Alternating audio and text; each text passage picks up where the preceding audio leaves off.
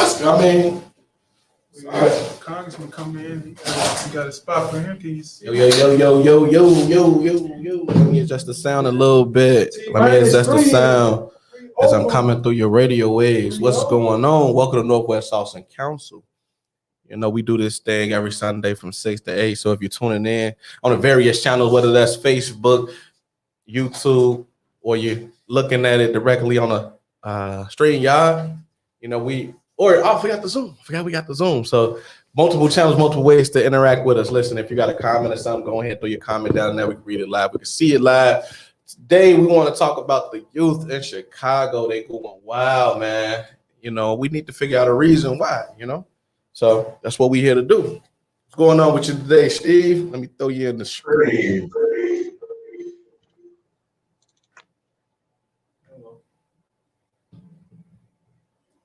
Why you look? Why you look a little blurred? Welcome to Northwest Austin Council. Look a little blurred. Let me see. Check me out. Yeah, DeAndre. Yeah. I'm trying to figure out why you look blurred like that. Yes, indeed. Man, we got multiple little streaming apps. Anyway, man. So listen, one thing I want to know from whomever's looking at you, saying watch it right now. What do you think is the issue with these kids today, man? What do you think is the problem with some of the youth in Chicago? Is it few opportunities? Is it not enough love, care, support, concern for their well-being? I know one thing that we need to do a better job of is looking at the opportunity youth in our community, those individuals between 16 and 24 that we don't really have programming and resources, tools, and otherwise for that could really help them in their situation. And I know this for a fact because if you go through the programs that's available, we have a lot of programs available for like pre-K up to, you know, maybe 12, 13, right until they get into the sweet spot of high school. But then when they get into high school, what other programs are there to really support the youth? You know, as I was growing up, young man, we had a lot of summer activities to do. One of the things that I really found valuable about my summers in Chicago is those summer jobs, right? I remember one year I was a tutor. Another year I did total facility maintenance over at Austin High School, where I pretty much was cleaning up the yard and stuff like that. It was cool. I still got paid, whatever. But the one that really stuck with me throughout my lifetime was what was called Moving Beyond Academics. So it's this program where they taught us financial education, a little financial literacy, and it culminated with a trip going down to the Chicago Board of Exchange, where I got a chance to look at the ticker symbols. I got a chance to see people running all across the floor with their paperwork in hand, you know, because they were executing trades. And, you know, you ain't gonna be able to see that now.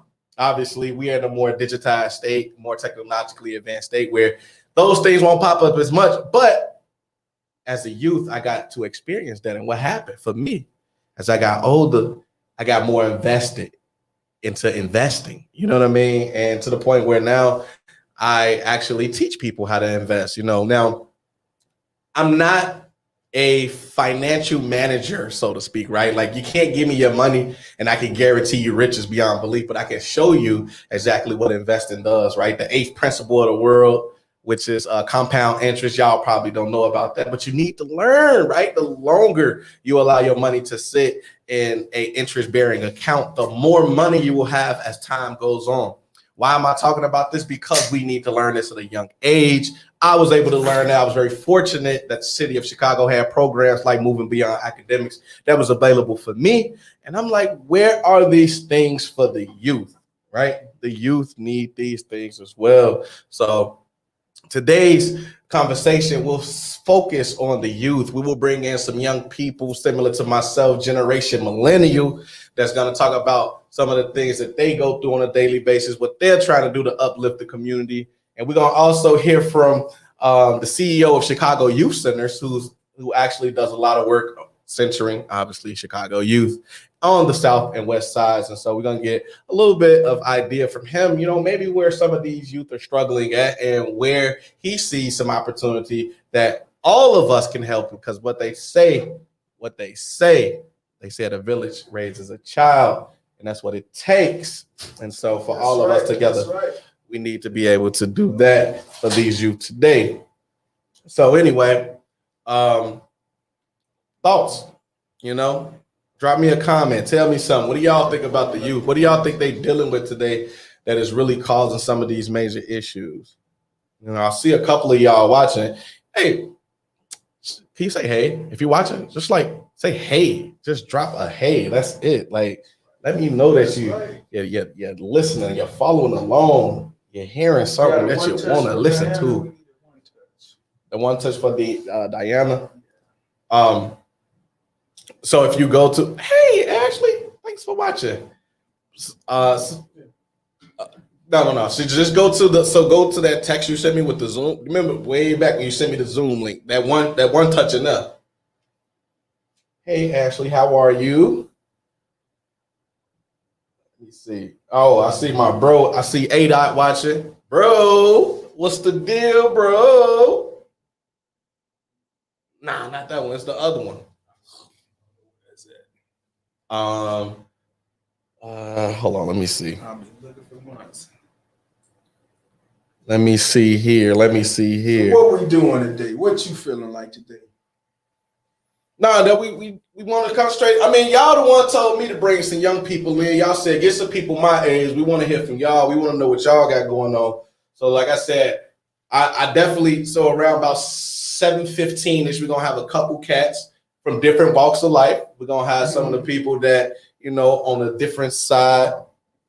Okay, cool. We're gonna have some people on a different side of the fence, so to speak, and we're gonna have some brothers that's from Welcome to Fatherhood that's doing some amazing things. Listen, when I say that these brothers doing some amazing things, they bring together a lot of black men. That first and foremost, black men find it hard to congregate with one another, right? Because we don't want to seem weak in front of each other, so we don't want to pour out our feelings and thoughts about life and society, especially as it relates to fatherhood. Nobody wants a weak father, right?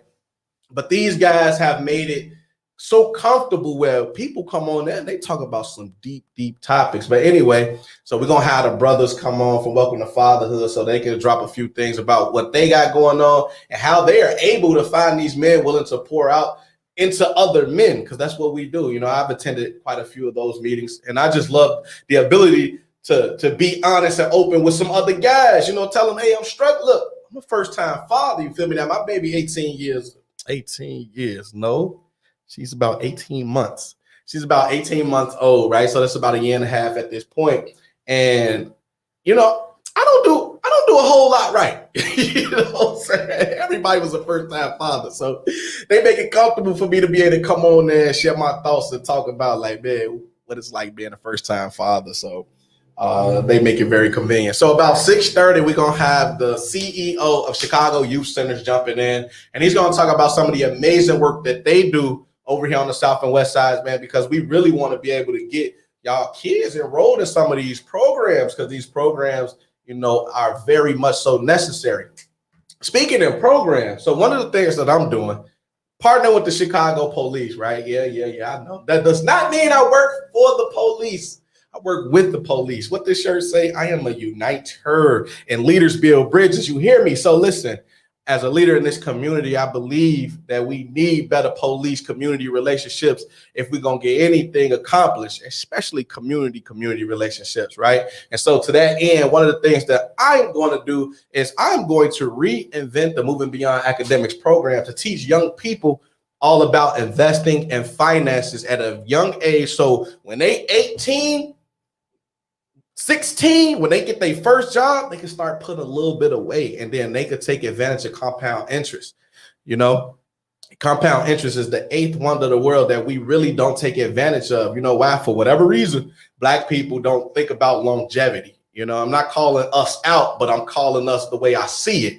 We don't think about tomorrow so much, right? That's why they say the black dollar don't last in our community as long as it should. About 72 hours, what they say we get paid on Friday, we go and buy a bottle. They say Saturday, we got to go throw it on some strippers. They say Sunday, we go give it to God. And then by Monday, we ain't got no more money in our pocket. God damn it. But I'm going to teach the youth. Now if some adults want to come in, please come in there too. But I already got a couple courses that I wrote out for some adults, but we're going to redo it for the young people so that they can take advantage of that and they can learn at a very young age.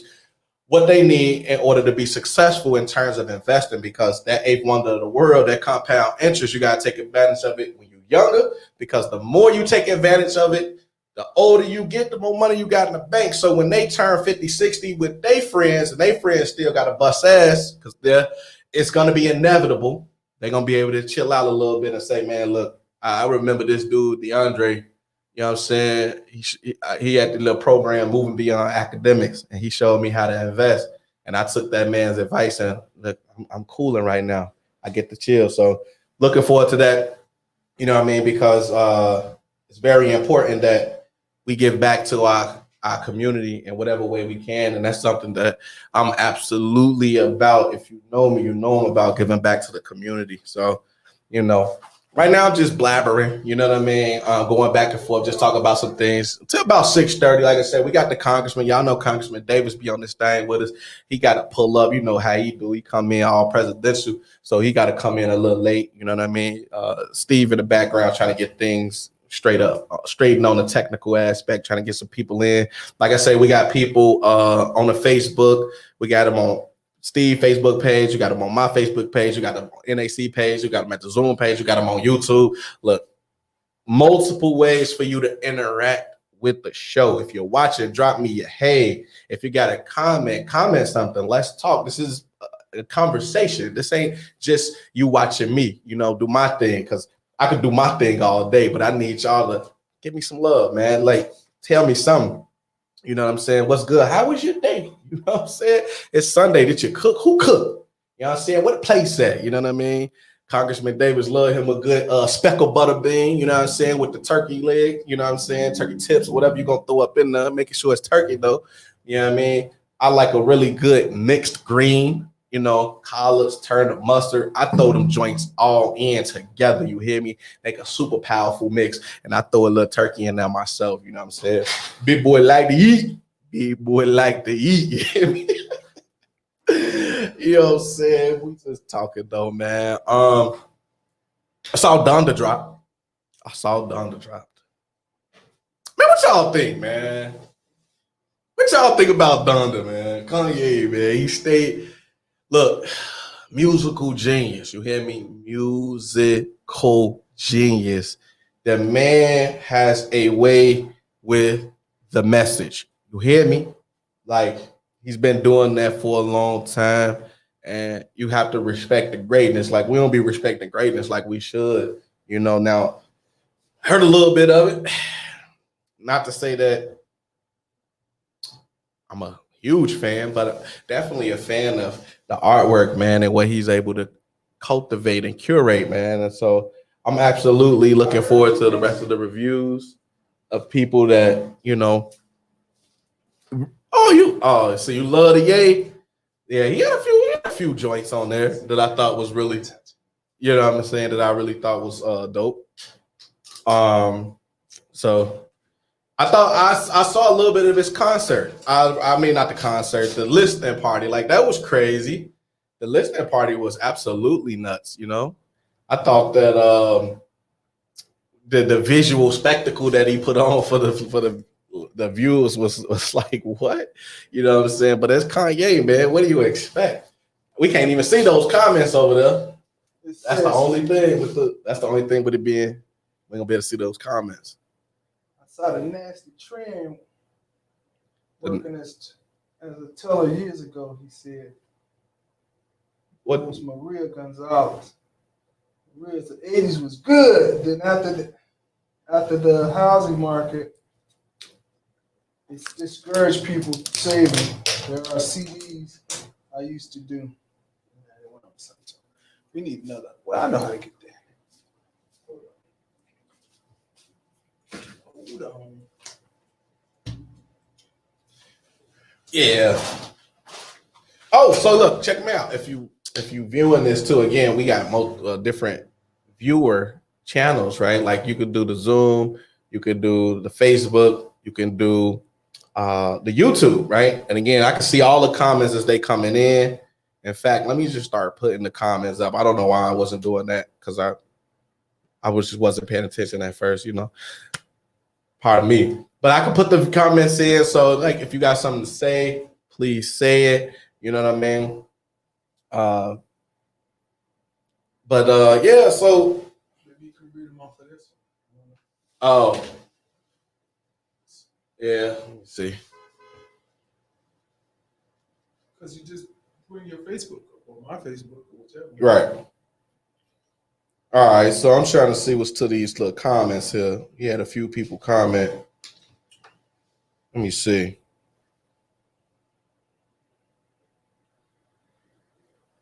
Okay, so Wade Claiborne said that's a lot of followers that's willing to tell their stories. Yep. We got to come on. Like I said, about 7:15, we're gonna bring in Raheem and brother Royce Briales, Sir Royce Briales, and they're gonna talk about welcome to fatherhood. Like I say, two people of my generation that's really doing some awesome things as it relates to this fatherhood concept and getting men to just come around the table and talk about things that they rarely talk about. So that's gonna be just a good listen for anybody that's really tuning in to that. I guarantee that, you know what I'm saying? And again, we do need more men that's going to get involved and tell their stories, you feel me? Because like we look, my thing is this. We don't have enough men that's leading today. You know what I'm saying? No disrespect to my women. Like I love the movement that y'all got, and I love everything that y'all have going on. But let's keep it a buck here. Men are not equally represented. And that's messed up, especially black men. If we talking about that totem pole, black men are the lowest on the totem pole. And in some respect, their black women don't respect them because of it. Let's keep it a bean. You know, now I know this supposed to be about the kids right now, but we ain't bring on the topics in terms of the kids just yet, right? Like we're gonna have that conversation shortly. Like I said, about 10 more minutes, we're gonna jump to that. But let's be real here. Not at all. Wait, not at all. What you mean, not at all, Claiborne? Like, you don't mean that the women respecting the black men today? Is that where we going with it? Because, I mean, yeah. Okay. All right, then. Wade Claiborne says it's true. He says it's true. He says that black women are not respecting black men like they used to. Because let's and again, if we got to look at it, right? Black women are getting a lot of advances today that black men aren't eligible to get, right? Like they legit created minority grants that go specifically for black women. And I'm not saying that to say that they shouldn't have it. I'm not saying that to say they shouldn't have it. I'm saying that to say when you look at the construct, what's being created for the society, it was created to keep black men down, damn it. Come on, man. We need to lift our black men up. Men are funny with their money. What do you mean, Maria? What you mean men funny with their money? Come on now. Nah, but I do recognize back in the day the man used to go to work, he used to drop his whole check off with his wife and say, take care of what you need to take care of. In some respects, she used to give that check because she knew how much he had coming in, so she wouldn't ask for that purse that he knew he couldn't get, you know, because sometimes men be like, damn, I want to get her this, but I know I ain't got it like that. So in order to avoid that whole situation, man, just drop the check down, said you take care of the bills, and whatever left, you divvy it up the way it's supposed to be divvied up. You take us out with my money. Let's keep it real. Right. Claiborne said, if it's not true, Maria, you need to share that information. He said, where that information at?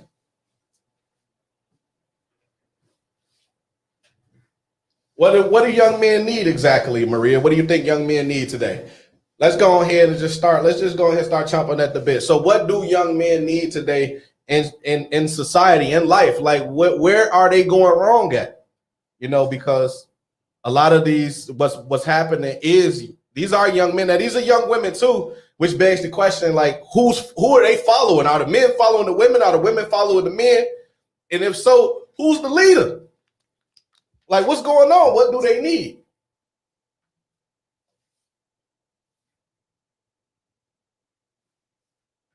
What do they need? Talk to me. Talk to me. Tell me. What you think, Steve? What do young people need today? What's going on? Well, I think testing. I'm in, I guess. Yeah.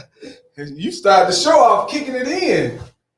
I think you said, what's the question? What do young black men need? Just young men. Young men. Young men. Oh, well, Maria said young men. I think they need they just need some basic guidelines. They don't have anything to guide them in most cases.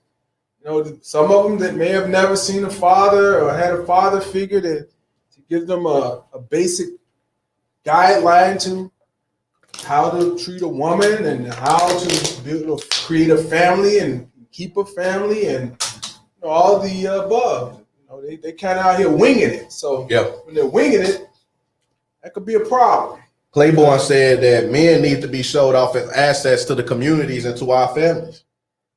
Yeah, I agree. Now look, so we just had a conversation. You told me, was it Father Larry? Yeah, Father Larry, and listen, and I told Steve that Father Larry was right. Father Larry said the problem with a lot of the youth today is that they don't have male leadership in their life. They don't have father figures or men that they can really look up to that can really guide them and show them some parts of life that they need to learn in order to be active men, right? To be true leaders in their communities, right? And I agreed with Steve. I grew up with my stepfather. And I love him dearly, but there are some things and some days where I question, like, damn, why he ain't tell me this?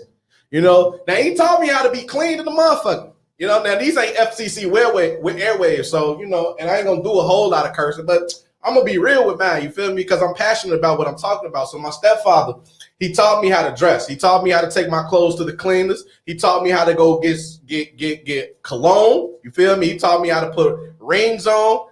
Look at my nails. See my nails? I keep clean nails.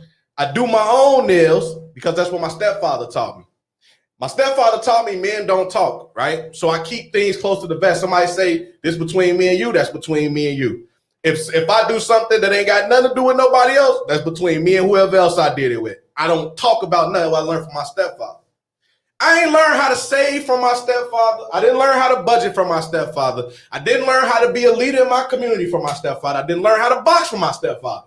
I didn't learn how to be a responsible man to a woman from my stepfather. You feel me? And that's not to discredit anything that he did teach me, because he taught me a lot. He's in my life today, and I do love that man for his ability to step up and take care of kids that were not his, that became his ultimately. You hear me? That's what a man is supposed to do. But there's a lot that I did not learn that I would have loved to learn from a man. So as I got older, I'm looking for mentorship. I'm looking for guidance. I'm looking for males that can really teach me how to move throughout the school system, how to make friends with other people, right? How to enjoy lasting relationships with the woman. I never learned that. So I was bad at it.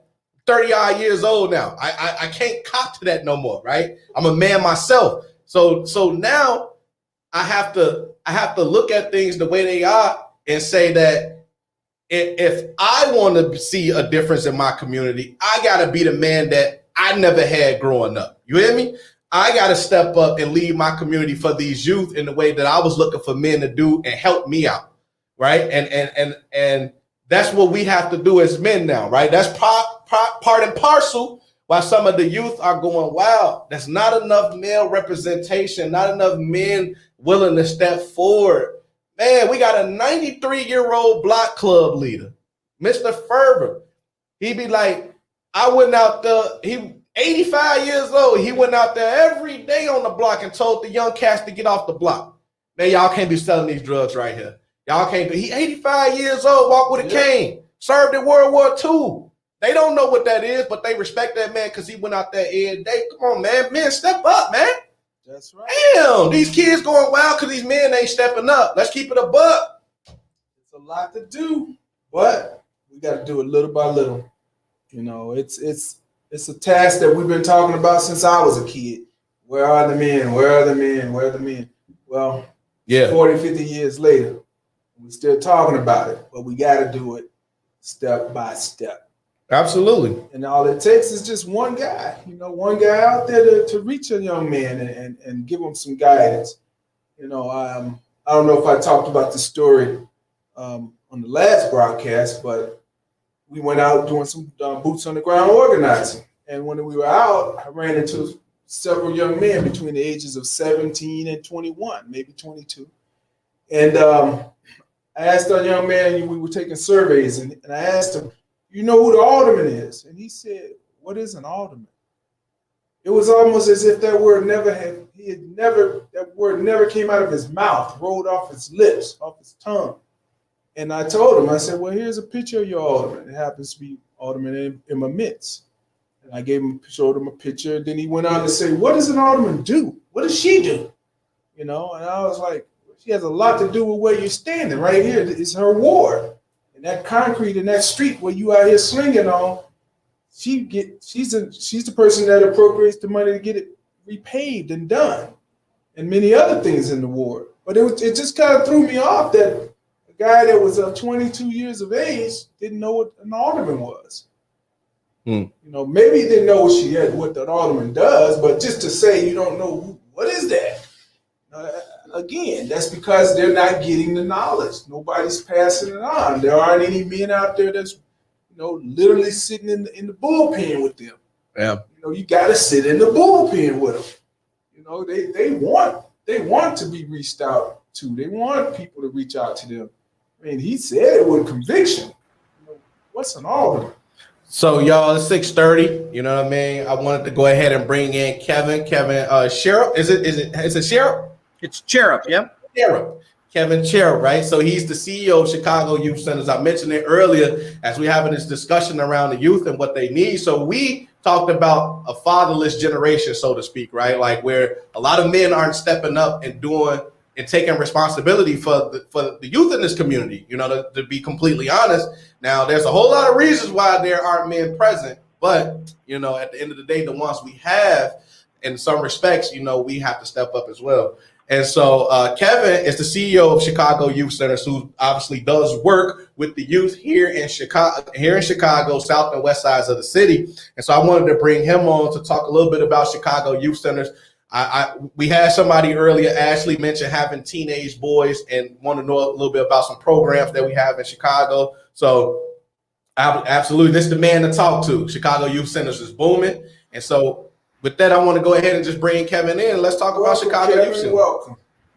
What's going on, guys? How are you? Thanks for having me. No problem. Go ahead. So go ahead. So Chicago Youth Centers. How long has the organization been around? We were founded in 1956. Two gentlemen, one who oversaw the operations of a youth center on the South Shore, one in North Lawndale, met in an elevator trying to get funding from what is now the United Way. At the time was like the community fund. And that's how Chicago Youth Centers was born. They both got defunded by United Way at the same time, came together, went back upstairs, and Chicago Youth Centers was born. So that was in 1956. Wow, that's cool. Since then, we've expanded into a lot of different communities, but our main focus has still been South Shore, North Lawndale, two communities that we spent a lot of years in, decades in now. But we've had a presence in Bronzeville, in Altgeld Gardens. We have a center in Altgeld. We have two locations in Humboldt Park. And then we also have school-based sites all over the city. So we have 5 community-based centers. We serve kids from 15 months to 18 years old. And then we have 6 school-based sites across the city. Copy that. So what do you all do with the Chicago Youth Centers? Well, our main focus is developing non-cognitive skills. So we have early childhood education. So, opportunity to give kids a head start in life. So we start them at about 15 months old in our early Head Start programs. We also have Head Start preschool programs across the city. And then with school-age kids from 5 to 18, the focus is really the development of non-cognitive skills, right? So, if you grow up on the North Shore, you have access to all of these different pathways to success in life, even pathways to your interests, right? You can try out anything you want. You can try music, you can try dance, you can try sports, you can try robotics, you can try anything you want. But if you grow up in South Shore and you don't have the Rebecca Crown Center around the corner, you don't have that kind of access. So the idea behind Chicago Youth Centers is to create equity and access to these types of pathways for kids so they can develop things like communication skills, problem-solving skills, de-escalation skills, emotional intelligence, all of these things that we learn from doing these types of activities. So that's what we focus on. I mean, we help kids with their homework, but we tell them, look, it's called homework for a reason. You do it. You don't do it at the center. But, you know, we also have wraparound services for the entire family. So we serve about 1,400 kids a year, and also another about 800 family members. So, and that could be anything from parenting classes. So I heard you guys talking a little bit about this earlier. So we'll do parenting classes, job training opportunities, even like my parent and or family art nights, right? Where, you know, mom or dad might come to the center and paint with their kids. So, you know, and during this period of time, you know, during COVID, we've done a lot of food distribution, just a lot of meeting of, you know, basic needs that, you know, have really been stretched during the last 18 months. So, so that's sort of what we do and who we are in a nutshell. Sounds good. Sounds like you're helping to build the soft skills. And one of the things that as I got older, people kept telling me, like, you don't have any tact. You don't know how to communicate with people. You know, I started trying to be a boss, so to speak, right? And I was like doing entrepreneurial things and trying to work with people as a partner. And that's what they started telling me. They started telling me that I hadn't learned those things that was very critical to like leadership. So that's really what it sounds like, that you're really helping to develop leaders out of some of these young people. Absolutely. And, you know, and, you know, it all starts with providing them a safe place to go, right? I mean, that's where it begins, right? We want to make sure that we provide the kids in our communities safe places to go after school, during the summer, on weekends. And that's what we also try to do, you know, first and foremost. Isn't that the saddest thing, that we have to think about it in that form? You're not kidding. You're not kidding. We have to provide children. Children should always have a safe place. I know. We have to set that thought aside, that it's an always thing. We have to provide that thing that they're really missing. And I mean, tragic enough, you know, in the city of Chicago, a lot of children end up not safe, or in the worst case, dead. Yeah. And that's a big problem. That's a big problem. Yeah, it's hit home real close this summer for us. We've just had a string of incidents with our kids that have just been heartbreaking. So, you know, as sad as it is, Stephen, we can't lose sight of that, right? I mean, it's a reality every single day. We just did this beautiful renovation of our center in South Shore, and we took all the barbed wire down, and we took all, you know, we opened it up to the community, and the kids made signs that said, you know, kids play here, no guns. And they lined these signs up all along the fence line and the windows. And what a shame, right? That they brand new place for these kids to play. And their first thought is, you know, let's put signs up to let people know, hey, we're playing here. You know, go somewhere else. You know. But that's the reality. It's almost as if we're talking about a war zone, you know, where you have to walk around landmines and things that are, you know, most dangerous to all human life. Yeah. Well, let me ask you, maybe I missed it. Where is this location? Well, the one that this particular one that I'm talking about is at 76th and Phillips in South Shore. Okay. But we have centers in North Lawndale, one on 13th and Holman. Oh, okay. One in Altgeld, two in Humboldt Park, about to open a new one in Calumet Heights. And then we have school-based sites in Auburn Gresham, in I guess they call it New City. I would call it, you know. What it sounds like is you're really helping to develop. Was that?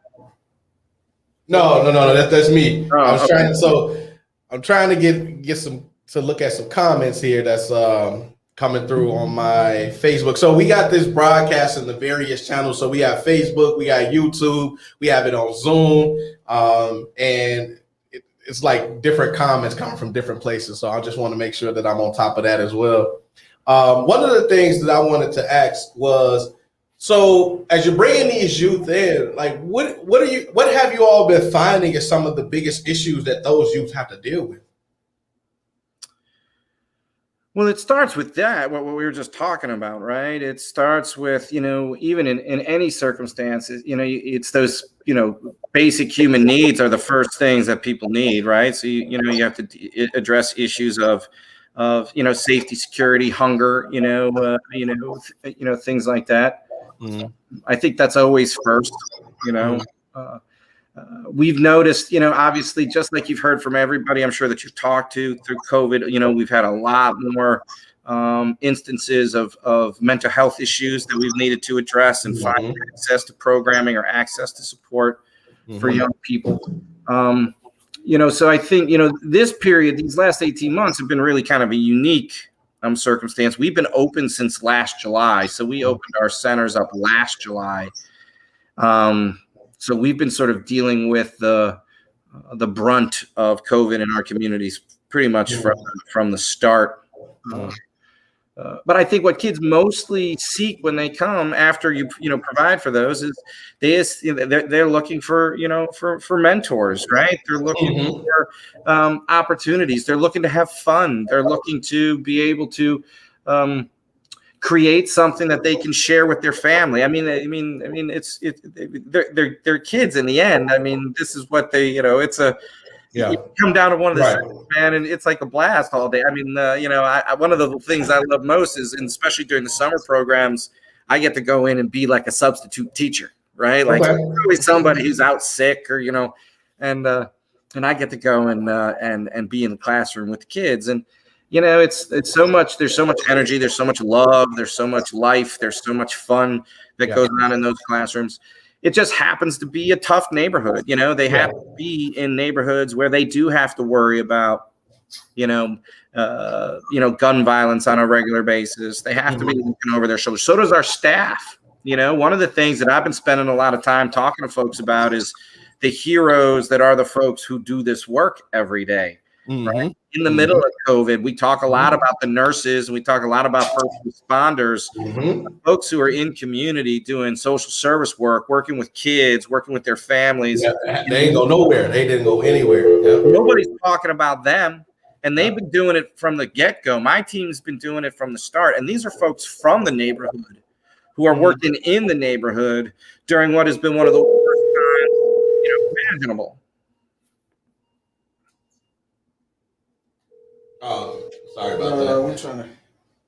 So, if what more do you all need to be? What do you think these kids need to be more successful? That's what I wanted to say. What do you think the kids need to be more successful in?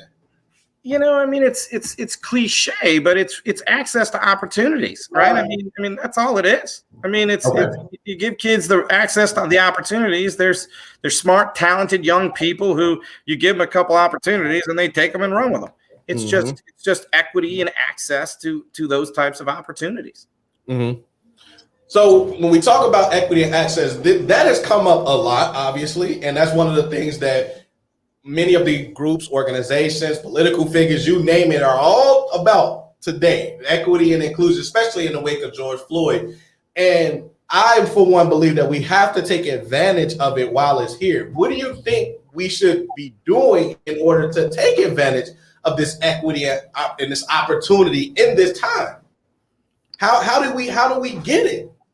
Yeah, I think it starts with, like you said, capitalizing on this moment in time. I know I've been participating in a program called Uncomfortable Conversations with a couple of pastors on the West Side. We've actually been leading these conversations for board members. What our thinking is, there's an opening right now. There's a window right now to be able to have conversations about these types of things in ways that we've never had them before. There's an openness, I think, with organizations, especially organizations like CYC, to like flip the apple cart and look at the way we do everything.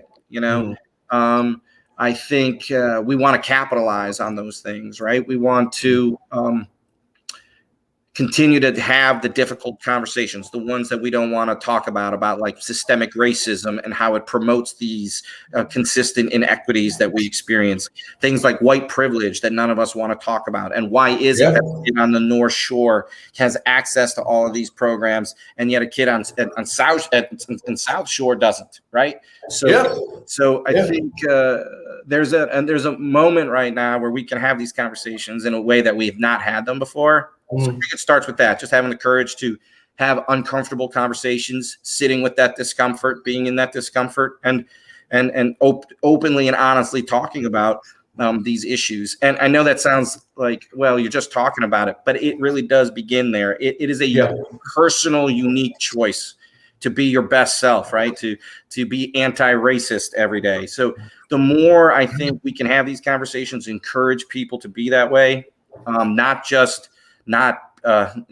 be racist, but to actually be actively anti-racist. Yeah. I mean, these are I think this is the opportunity that, I haven't seen in my lifetime to really move the needle on some of these issues. Yeah. Yeah. So this is the part of the conversation that I really like. So ever since I met you, you've always have been forthcoming about the racial aspect of what's going on in our communities and how especially more white men need to be involved in that conversation, because once we get more white men involved, that's when the resources will start and the floodgates are open, right? And so you've been forthcoming, and I appreciate that about you. And so and amongst that, we've also talked about some of the issues that plague like the non-for-profit community, right? That you know of. So in terms of this equity and trying to get things better established in our communities, what are some of the other ways that you feel that we can do that? And I mean, just like in non-for-profit sector. Yeah. Well, I think, you and I have talked about this before. I think it's about leadership, right? It's about, creating access to opportunities for people of color to lead organizations like CYC. So it's not a middle-aged white guy who's the CEO of Chicago Youth Centers, right? It shouldn't be. And hopefully the next CEO of Chicago Youth Centers won't be. Right. I heard that. I do think that's part of it. It's creating, and that's what you and I have talked a lot about, is how can we create pathways to leadership, right? For leaders of color to take over these organizations. So I think that's one big piece of it. Organizations like CYC, we need to look at our governance structure, right? We need to look at the way we pay people, the benefits we provide. It's not just about like even equity of access for the youth that we serve in these communities, but the employees of the organizations like Boys and Girls Club, Chicago Youth Centers, organizations, they're folks from these communities, right? So when they're not getting the retirement benefits that they deserve, when they're not getting the healthcare benefits that they deserve, it affects these communities as well. And I think organizations like ours have a responsibility to address those things. And it's not something that's typical in the social service organization to provide robust retirement plans for your employees. People seem to think that people who do this work just do it out of the kindness of their heart and don't need to support their families, right? Not at all. Yeah. It should not be that way. So I think that's part of it too. It's part of using my privilege, my role, my platform to say, hey, look, we gotta take better care of the people who are caring for our communities. And those things happen in community centers like CYC all over the city. So yeah, we the type of, so when it comes to support from the community, what could we do in order to enhance CYC and help you out with the mission? What could we do? I think there is such a large access gap that, I joke all the time with my colleagues, like from other organizations like CYC, and it's like, we could all double in size tomorrow and we wouldn't be able to completely close the gap. Right. So, and what does it take to close the gap? It's creating programs. It's making sure. So when CPS cut all of its budgets, one of the first things that get cut from a middle school or a high school budget is extracurriculars, right? It's any of this non-cognitive enrichment work that we know. I mean, we can speak from our own personal experiences, I bet, that some of the most important lessons we learned growing up were from playing sports or doing music, singing in the choir, all of these other things that weren't necessarily in a classroom. and yet we're taking these away. So what is the best way to shrink that access? Is to make sure every single school in the city of Chicago has a program like ours embedded in their school. So after a child finishes their regular academic school day, they have access to a whole world of possibilities while their parents are still working. When they're most vulnerable, because we know these are the hours that kids are most vulnerable, right? So that's how we, and that's how the community can help. I mean, it's not an expensive model. It costs about $1,500 a kid for an entire year to be fully enrolled every day, 5 days a week in a program like this. And these kids get to choose all sorts of different program models through this. And it's kids' choice, right? So they might want to be in a culinary program or a robotics program, a coding program, a music program, you name it. So, and they can mix them up too. I think that's the key for us. It's just about an effective, efficient model that's scalable. And that's what we're trying to do. We're trying to scale it. I want to go back to the money aspect. So you said $1,500 per child for a full year of programming. Yeah. Yep. And how many days? So was that 5 days a week? 5 days a week. That's 5 days a week. That's 4 hours a day for the entire year, full day in summer. It's a cost-effective model to keep kids. Not only does it keep the kids safe, but you're providing them access to programming that is like top-notch programming. Like we have maker labs, so kids can tinker. They can do 3D printing. They can make digital. They have digital sewing machines or printing presses where they make T-shirts. We had an entrepreneur club that did that. They designed T-shirts for other organizations' events, and the kids had to design it. They had to take it out to market. They had to go back and forth with the client 100 times because the client wasn't design. Let me ask you something, Kevin. Who are you working with this maker? Is it maker spaces? Yeah, we have maker spaces in all of our centers, school-age centers. Yeah, because a good friend of mine, I went to grad school with, he was in charge of the maker space and the Fab Lab at the Museum of Science and Industry. And you talking about Stephen Willis? No. It's actually Dan. Dan. I forgot Dan's last name. Start with an M. Meyer. Dan Meyer. I know of Dan. Stephen. I know of Stephen also. Yeah, Stephen came from the Museum of Science and Industry as well, and he runs our Makers program, our STEAM program. How long have you guys been involved with it? Before I got here, and I've been CEO for 4 years, so I'm guessing probably 7. I would say it's probably been the last 7 years that we've really been investing in those programs, and they've been really successful. Yeah, definitely. Because I know Dan's been doing it for over 10 years. Yeah, over there, and but I think he's gone. He was supposed to go out on the East Coast with the whole initiative. I just reached out to him a week ago, and I couldn't get any connection. But yeah, definitely those initiatives are great. Dan worked in engineering. Actually, Dan worked in what's known as die casting for many years, and and I worked in engineering and various mechanical and design manufacturing for many years. And like I said, we both went to IIT, Illinois Institute of Technology, and we graduated. We went to grad school there, and that's why I kind of met Dan. And then he brought me over. He said, "Man, this is the best job I've ever had since I was a kid. I've always dreamed of working in the museum because that was what brought him to engineering as a young man." And I said, "Man, that's the same thing that brought me there. Going to the Museum of Science and Industry, getting involved, seeing the future. They had the future world and all the different technologies that were supposed to be like phones that you can carry in your pocket, without a cord, and you can see pictures on the phones." And I'm thinking, this is early 70s when I see. So that makes me think about a question, because I mentioned earlier what got me interested in investing was being able to go down to the Chicago Board of Exchange and witness people trading on the floor. Steve saying what got him into engineering is going down to Museum of Science and Industry. Do you all take the children on trips like that downtown? And yeah. That's one of one of the great experiences, right, that kids like this get. One of my favorite stories a couple of years ago now, I think, right before COVID, well, it was during Shark Week on the Discovery Channel. Mhm. And one of our kids, we kept catching them doodling sharks during class, So the youth worker went over and she started to chat with him, and he was starting to talk about his love for sharks, right? And how much he loves Shark Week. He was really into it. So she connected him with the marine biologist at the University of Chicago. Fire. Who was doing experiments on octopus.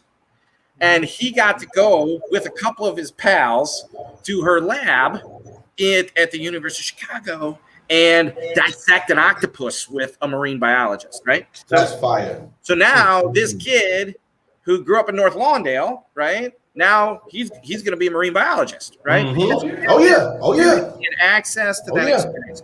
It's sometimes, guys, as simple as that. Well, yeah, you know what? I'm a strong believer in if you change a person's surroundings or their current situation and show them something totally different and outside of where they're used to, where they're used to living, you change their lives. Most people never go outside their own, neighborhood. Young people, but if you can take them as you've done, to museums and what have you, and show them a different surrounding, you open their minds up to a lot more that's out there. One day I want to take kids further than that. I want to take them all over the world. Yeah. I want to take them to Colorado Springs and do some hiking and some mountain biking and, just give them a totally different experience so that they can open their minds to it. There is a fear factor, I think, most often with young people. They're afraid because they're relegated and isolated to their own communities, due to violence or whatever, or just plain old economics.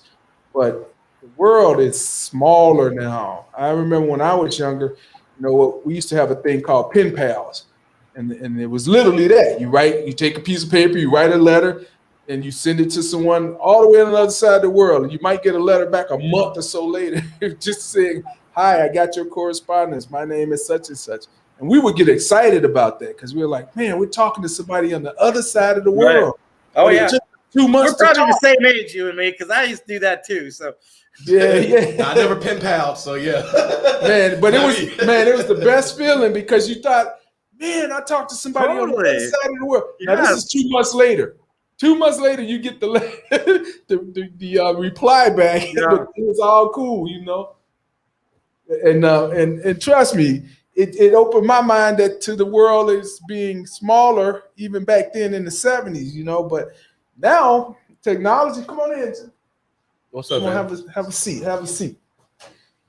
We got one of our guests today. Yeah, so today's show, a lot of the listeners, viewers wanted us to really focus on the youth and younger people, my generation and under. And so that's what we're gonna have on the show today too. Is just some different perspectives from the youth, from us. People want to hear what we got going on, what's going on in our heads, and things like that. So Jalen is here. That's who that is. Unfortunately, we thought the congressman was gonna be here. He still may come, but as of now, he was in the meeting. So, but I saw. Just loving that. I just wanted to give you that context. So I'm just loving what we got going on right here. One of the things you mentioned earlier with the pastors. What pastors are you working with on the West Side or Homestead? So Pastor Michael Eady from People's Community Church and Father Larry Dowling. That's my man. Father Larry. That's my man. I just talked to him last night. We talked. Yeah, he's a pretty cool dude, right? That's right. Yeah. Yeah, they're both pretty dynamic dudes, man. I'm really lucky that I'm definitely the third wheel, right? I just was lucky to have made friends with a couple of pretty dynamic guys. So that's what I don't know if you heard DeAndre speaking earlier when he was saying that Father Larry. No, he wasn't on there. You were talking about Father Larry just before you got on. Yeah, that's what spurred the conversation about the men and like mentorship. Father Larry was talking to Steve about that. And he was saying, man, I feel like I got it narrowed down, man. It's just that a lot of these young people are missing men in their life.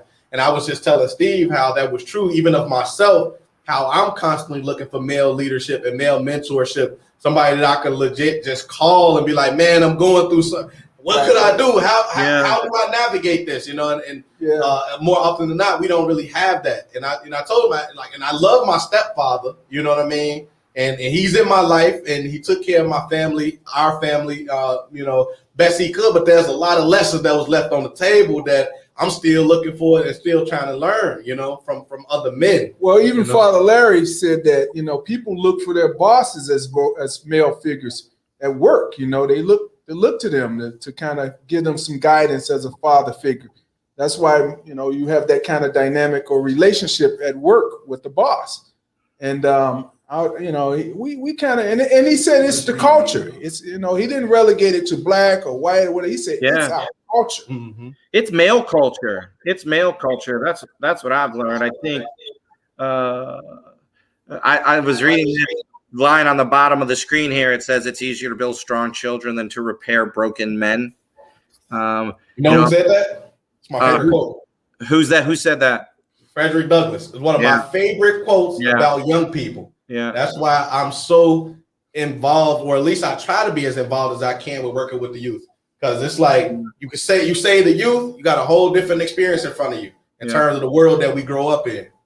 But I think we make a mistake when we don't, and we've done this culturally for generations, where we don't provide the resources for both broken men to repair themselves. We don't make it okay for men to heal in any way. And we do need to find and provide opportunities for men to heal and to give them the grace and the opportunity to do that without it being stigmatized in all the ways that we stigmatize things for men. So that's one of the other things that I know. I'm a vet, some former military. I have a real strong pull towards helping, especially men, heal and lead. Right. I mean, that's, in my a lot of the work that I do outside of my professional life is really with helping men heal, and then the idea of I think the greatest way we impact the world is by bringing our best selves to the world. Each and every single one of us bring our best selves to the world. And if we can help others be their best self, especially a generation of broken men, be their best selves, I think that's the best way we can impact change. So it's a really interesting topic you guys chose. Yeah. So at about 7:15, we have a couple guys that they have a group. Welcome to Fatherhood, right? A couple dynamic guys, black guys that legit get, man, I don't know where they get all these black guys willing to share their feelings, but they bring a lot of them to the table and just put it all out there. Like I said, they, from topics, and I found out about them because as a first time father, I was like, man, I don't know what I'm doing, so I'm gonna go and talk with some fellas that do, Right. And so you get on, or that don't. So you can share learn from both. The same recipes. Yeah. Or failed recipes. And so they're gonna come on and they're gonna talk more about their program and how they're able to do that. And man, it's always it's a hell of a conversation. I'm talking about that's one of those ones when you leave out like, man. But at the top of the 7:00 hour, we want to introduce to you father himself, also young father, Jalen Powell. Go ahead, Jalen. What's going on with y'all? We got you. I got a bunch of questions for you, Jalen, because you're gonna represent the youth today. Although you ain't too far from DeAndre, as far as you. He's the next generation, though. Yeah, he's the next generation under me. Yeah, well, maybe you want to tell everybody how old are you? You look a little older. You got a full beard. I just made 29, but I always had a beard. You had a beard since he was 12. I was getting to the clubs since I was young. They overly carded me because of the beard. So Jalen, this is the question. I'm gonna throw this on the table. This is for you and DeAndre because I just left a meeting with the congressman just prior to this, And one of the things that came out of it was we talked about the COVID vaccine. And they said to me, we should go out and tell people that, there are some pros, there are some cons, but we need to really show people the cause and the effects and let them make their own decision on the vaccine. And then I said, what is the biggest demographics and what location is this demographics, at? And it came up like 38% of Chicagoans, Black, are not taking the vaccine. Now, I didn't say young or old, but I'm assuming it's a lot more younger than there are older.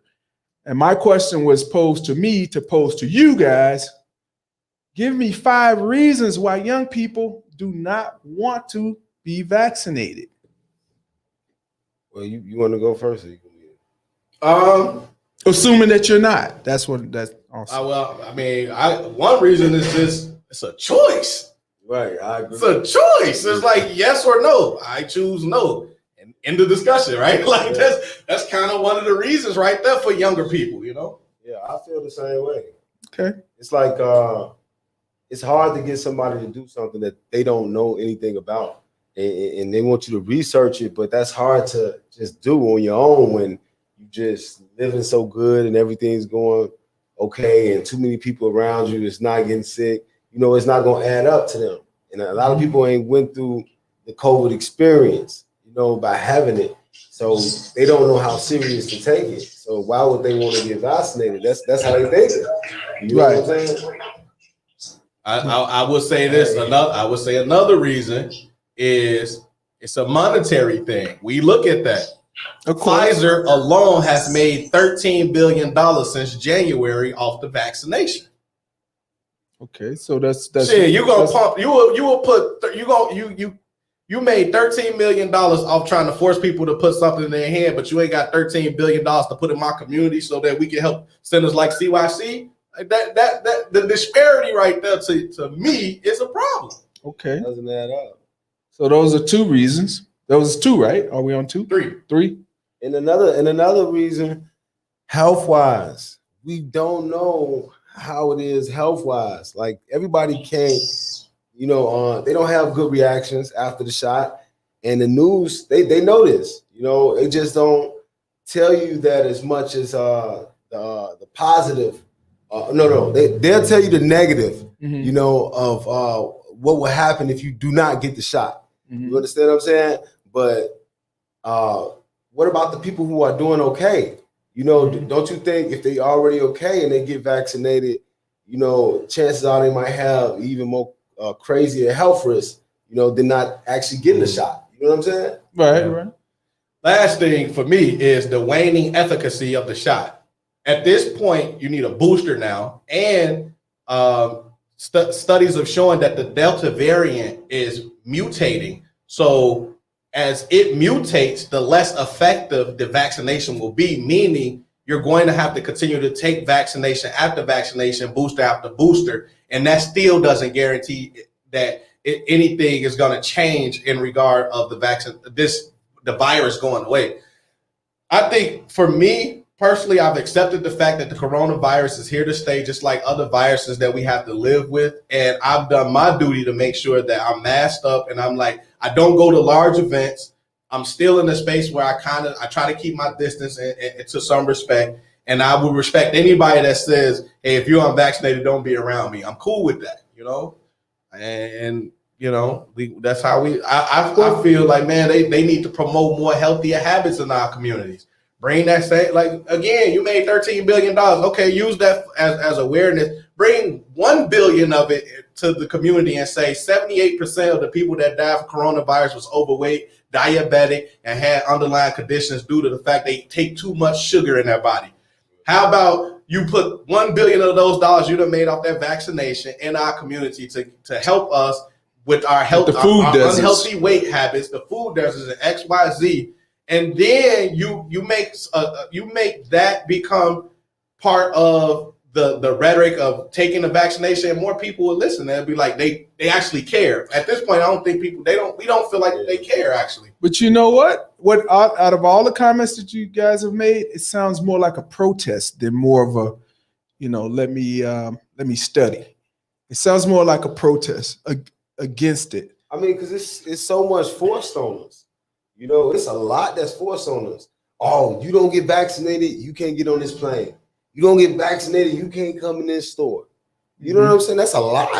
I guess you know what? I'm from a different generation because I guess we were told to get in line and follow the line and see what's at the end of the line, you know.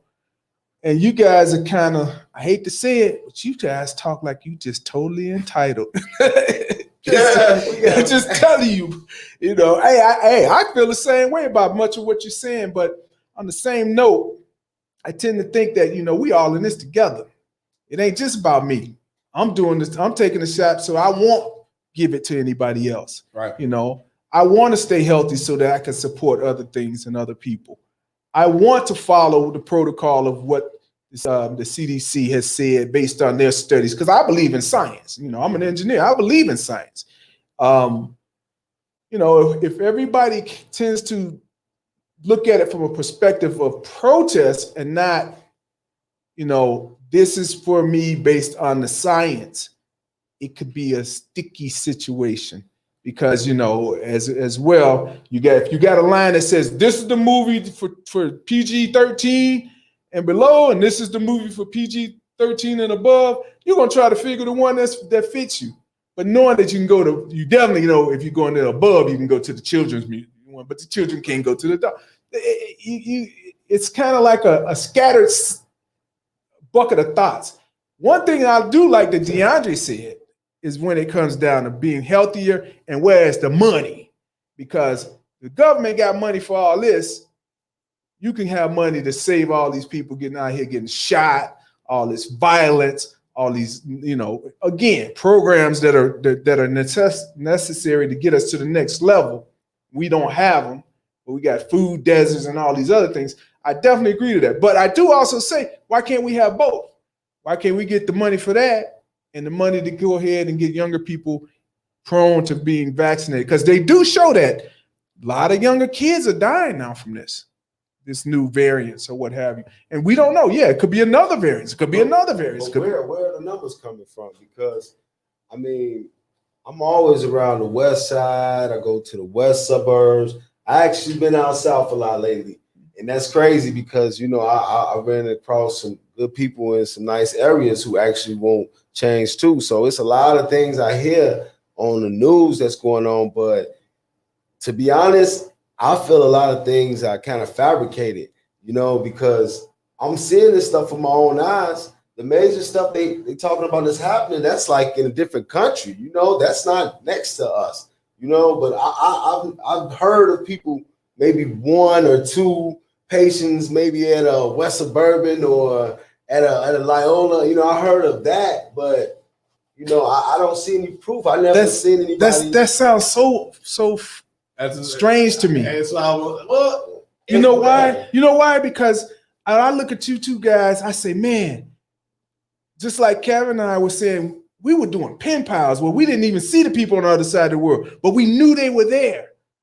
You guys have the technology to reach out to millions of people at one time, and your minds are excluded to a small, you know, little area. Whereas you said you don't know any people. And I say this again. I've never known in the history of my life 50 people personally. I can name the 50 names that have died within the last 12 to 18 months. And I know this. This is true to me. Like you said, I don't know like DeAndre. He knows of some. We have some mutual friends that so you did say you know of some or that died from COVID. Do you know any? Just one, right? One person. One person. You hear that? One person out of all these millions of people who's supposed to be so close to our area. You understand? Maybe you don't have the affordability of time to know as many people that I know. Maybe your circle is smaller. Maybe that's it. I mean, hey, I'm probably a lucky guy. I'm probably around a lot of people with good hygiene, you know, and take care of themselves all the way to the fullest, huh? No. Let me ask you but we do what is the advantage of lying about the number of people who've died? I guess that's a question that I'm not clear on why is there an advantage to say people are dying if they're not? Well, well, in my defense, hey, in my defense, I personally, haven't heard about anything happening within the area that we are in. So, I'm looking at it as if you guys want us to get vaccinated, it got to kind of make sense. It makes sense to some people, and they say they know these amount of people who have it and things of that nature. But I'm a young guy. I see a lot of young people around a lot of young people all the time. And it's just, I have not yet ran into no one, that I can say just, oh, they have COVID. You know what I'm saying? And that's kind of strange to me. That's all I'm saying. It's kind of strange. If I have ran past some people, then, it'll be different. But it's really strange, So if you guys saying you've seen these people and you know these people, then that's a totally different thing, because I just haven't seen or met anybody on my side. I think the more interesting conversation here, DeAndre, is when you talk even generationally, is an issue of trust.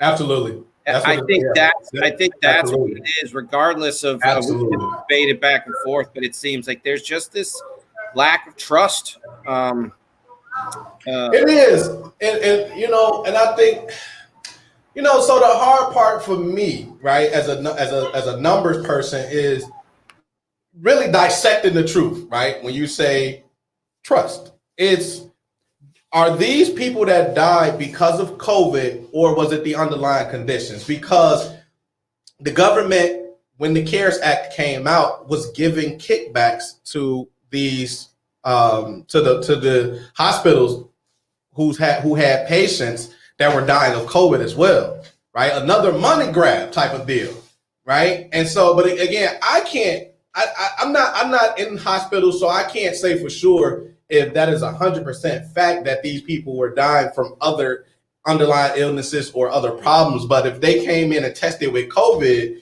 then they were okay. Well, that person died of COVID, because there was money involved. And I was not to cut you off, but that's pretty much what I'm trying to say too, because it's the same. That's the same way I'm looking at it. Like, I have not yet seen anybody say, okay, I died from COVID. Well, how you get COVID? I don't get an answer after that. It's still no answer. But you want us to get vaccinated? I don't understand it. So I wanted to go ahead and bring into the stream Brother Raheem, who's like I say, him and Sir Royce Brialis, they lead Welcome to Fatherhood with the proper initials of WTF, because it's like, what happened when you become a father? And then we got Brother Mosaic Monk that's coming on to the show. You know what I mean? And again, these are all men of my generation. Like I say, I don't know, man. Jalen. I'm looking right at the screen. Jalen is just one generation right under us. That's on me. I had a slight brain freeze. And so, we just having this conversation. You guys just walked in on the fact so we wanted to bring in younger people for this show to talk specifically about the youth and people of our generation, some of the things that we are doing, could do better, XYZ. Steve led us off with the vaccination, right? He wanted to know why the vaccination rates amongst our group is lower than others, right? And he asked us to name 5 reasons why that was so. We talked about essentially trust was involved, right? We talked about the monetary aspect of it. We talked about the fact is it's my body and I'm just like, no, at this point, and we talked about a couple other things, in that regard. And so that's kind of where the conversation is right now. And on the screen, we also have Kevin Cherub. He is the CEO of Chicago Youth Centers. A bit earlier, we were talking to him about some of the great things that the Chicago Youth Centers does. And he actually talked about the fact that one of the things that really stood out to me is the ability to get kids in year-long programming, 4 hours after class, whole day in the summer for $1,500. One youth, $1,500, and that's something that we could all take advantage of and at least try to get some of these kids enrolled in some of these programs. They got maker spaces. You know, they one of the kids did marine biology, you know, and cut up an octopus, man. And so it's just some really dope things that they have going on. So everybody is everybody. We all in now. Just trying to get y'all caught up as much as I could. That's right. Cool. I was welcome everybody. Welcome Raheem. Welcome my brother Mosaic. And welcome. What's up, man? What's going on, Steve? What's going on, D? Got him, y'all. Got him. Everybody. Yeah, I had to pose the question because I just left a meeting with Congressman Davis and a group that we're with known as the Coalition. It's a social political group, and one of the things was we were trying to figure out how to broaden our stretch or our reach, and it came up the demographics of people that are still COVID positive. That's rising is in the Black community, meaning that only 38% of the people were vaccinated, and I was posed the question to ask young people, give me 5 reasons why you are not taking a shot, and of course DeAndre and Jalen gave me similar reasons, and I understand those. But it just lends or tends to make me think it's just generational. It's a generational thing because the reasons they gave made perfect sense. But then I start thinking, at my age, would I have said the same thing? And I'm like, probably not, because I've seen some other things prior to that at 29 and 30, 30 something. So where y'all brothers at? How do y'all where y'all at on this topic? Can you hear me? Yeah, we hear you. We in. All right, so my 5 reasons. One, I believe it's a part of population control. I believe population control is, one of the key factors why, I don't get the Pfizer vaccine. You don't know, the same people tell you to go get it don't know what the hell is inside of it. So that's another problem. It's like, and then the same person who would tell you to go get it, more than likely they height ain't proportion to their weight. They don't work out. They don't eat good. So it's hard to listen to a person who height in proportion might not be the weight. You don't work out. You don't run. You don't lift. You don't do anything. You don't jump on the bike. You don't get cardio. So it's like, I can't really listen to you. Really, it's gonna be a little bit hard. And to Steve's point, I'm a millennial. Millennials, we just don't trust nothing. And to Mr. Kevin and Cherub, we don't really trust the government like that. You know what I'm saying? We millennials are very David Thoreau-ish. You know what I'm saying? We civil disobedient. We don't really want to, be in line with what the government and what they're doing. And also Black people are pretty conspiratorial and pretty standoffish when it comes to certain things. Like, we've been through a lot in history. And, one big thing that comes up is the Tuskegee experiment, where they experimented with syphilis on Black people, and, the COINTELPRO and how they got these probes and agents that kind of get into our culture, and they dismember our culture from within inside. So we like, well, and then it's like, I know a lot of, my mama got it. A friend of mine died from it. I know my friend mom got it. My mom got it. My brother got it. I think I only know like 2 people who died, and they were not healthy people. They were not healthy people. So I think the COVID moved that needle a little bit forward and took those people out. And I'm not really against the it wasn't FDA approved, which is about to be approved now. So I'm not against the vaccination. I just want to see the long-term effects. I'm not just about to jump out just because Dr. Fauci said, "Oh, take the COVID shot." I'm like, well, he the same dude that said take the mask. But if you look at it, the COVID-95 mask, the molecule, the virus is so small that it gets through the mask. So he told us to wear a mask, then told us don't wear a mask, then wear a mask.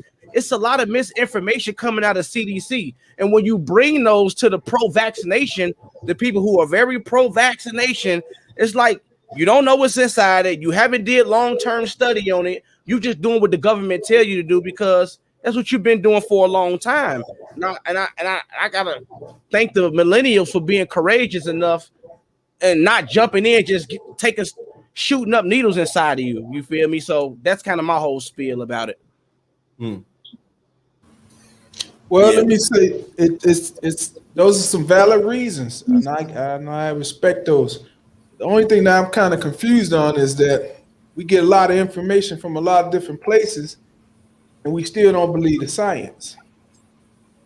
You know, that's the only thing that throws me off. I know there's been a lot of science behind much of this, and I think there was even said that there was a black lady that had created the vaccine. created the vaccine. Not to say much about that, but it just kind of tends to be like, is it really about the vaccine, or is it really about the idea that you come up in a society where things have always been kind of not so, you know, hey, I can't trust it, you know, and that's where you see things, you know, you've seen a lot of things, and then you know what? That's what it really is. The difference between me being almost 60 and you guys being almost just over 30 is that I've seen a lot of things firsthand and seen the ramifications.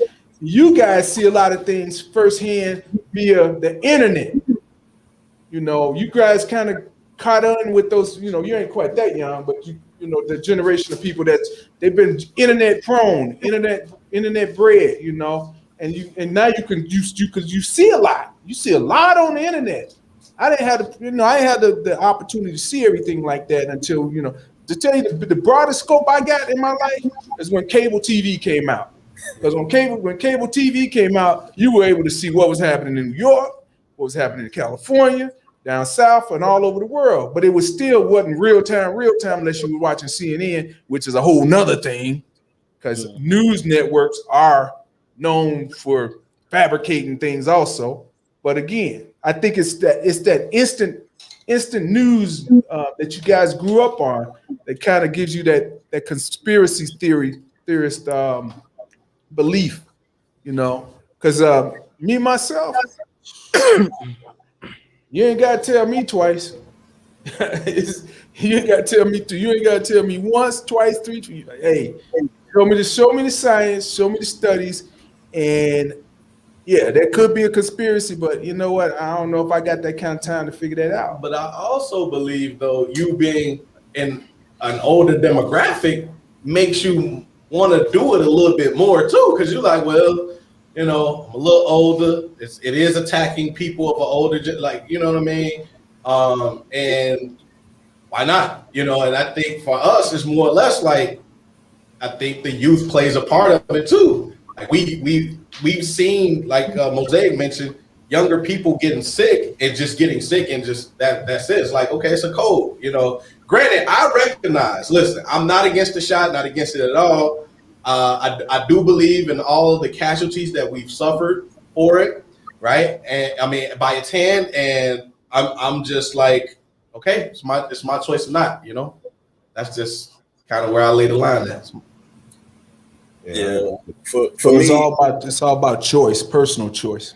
yeah. As it should be. More so than, you know what, let's do it for the betterment of the group and the sum of the whole. Ain't no sum of the whole no more. It's all about me, I, mine. Yeah, but see that sound like this. Yeah, but see that when you put it like that though, that's off-putting for us because we don't look at it that way. That's the older We guys look at trying it, to yeah. trick the That's young guys. So let me ask you exactly guys. how Let me ask you something that I grew up on. Do you also believe in black unity? Of course, No. but we got different ways of going about things. Different. There's only one black and there's only one unity. It ain't no different type. Hey, Steve, are you asking, do we believe in that it's possible, or is it currently a thing? What are you saying? I'm saying the whole thought of black unity, which kind of came out in the early 60s, I mean late 60s and 70s, you know, black empowerment, black people coming together to do for themselves and building that. It was a big movement in those days.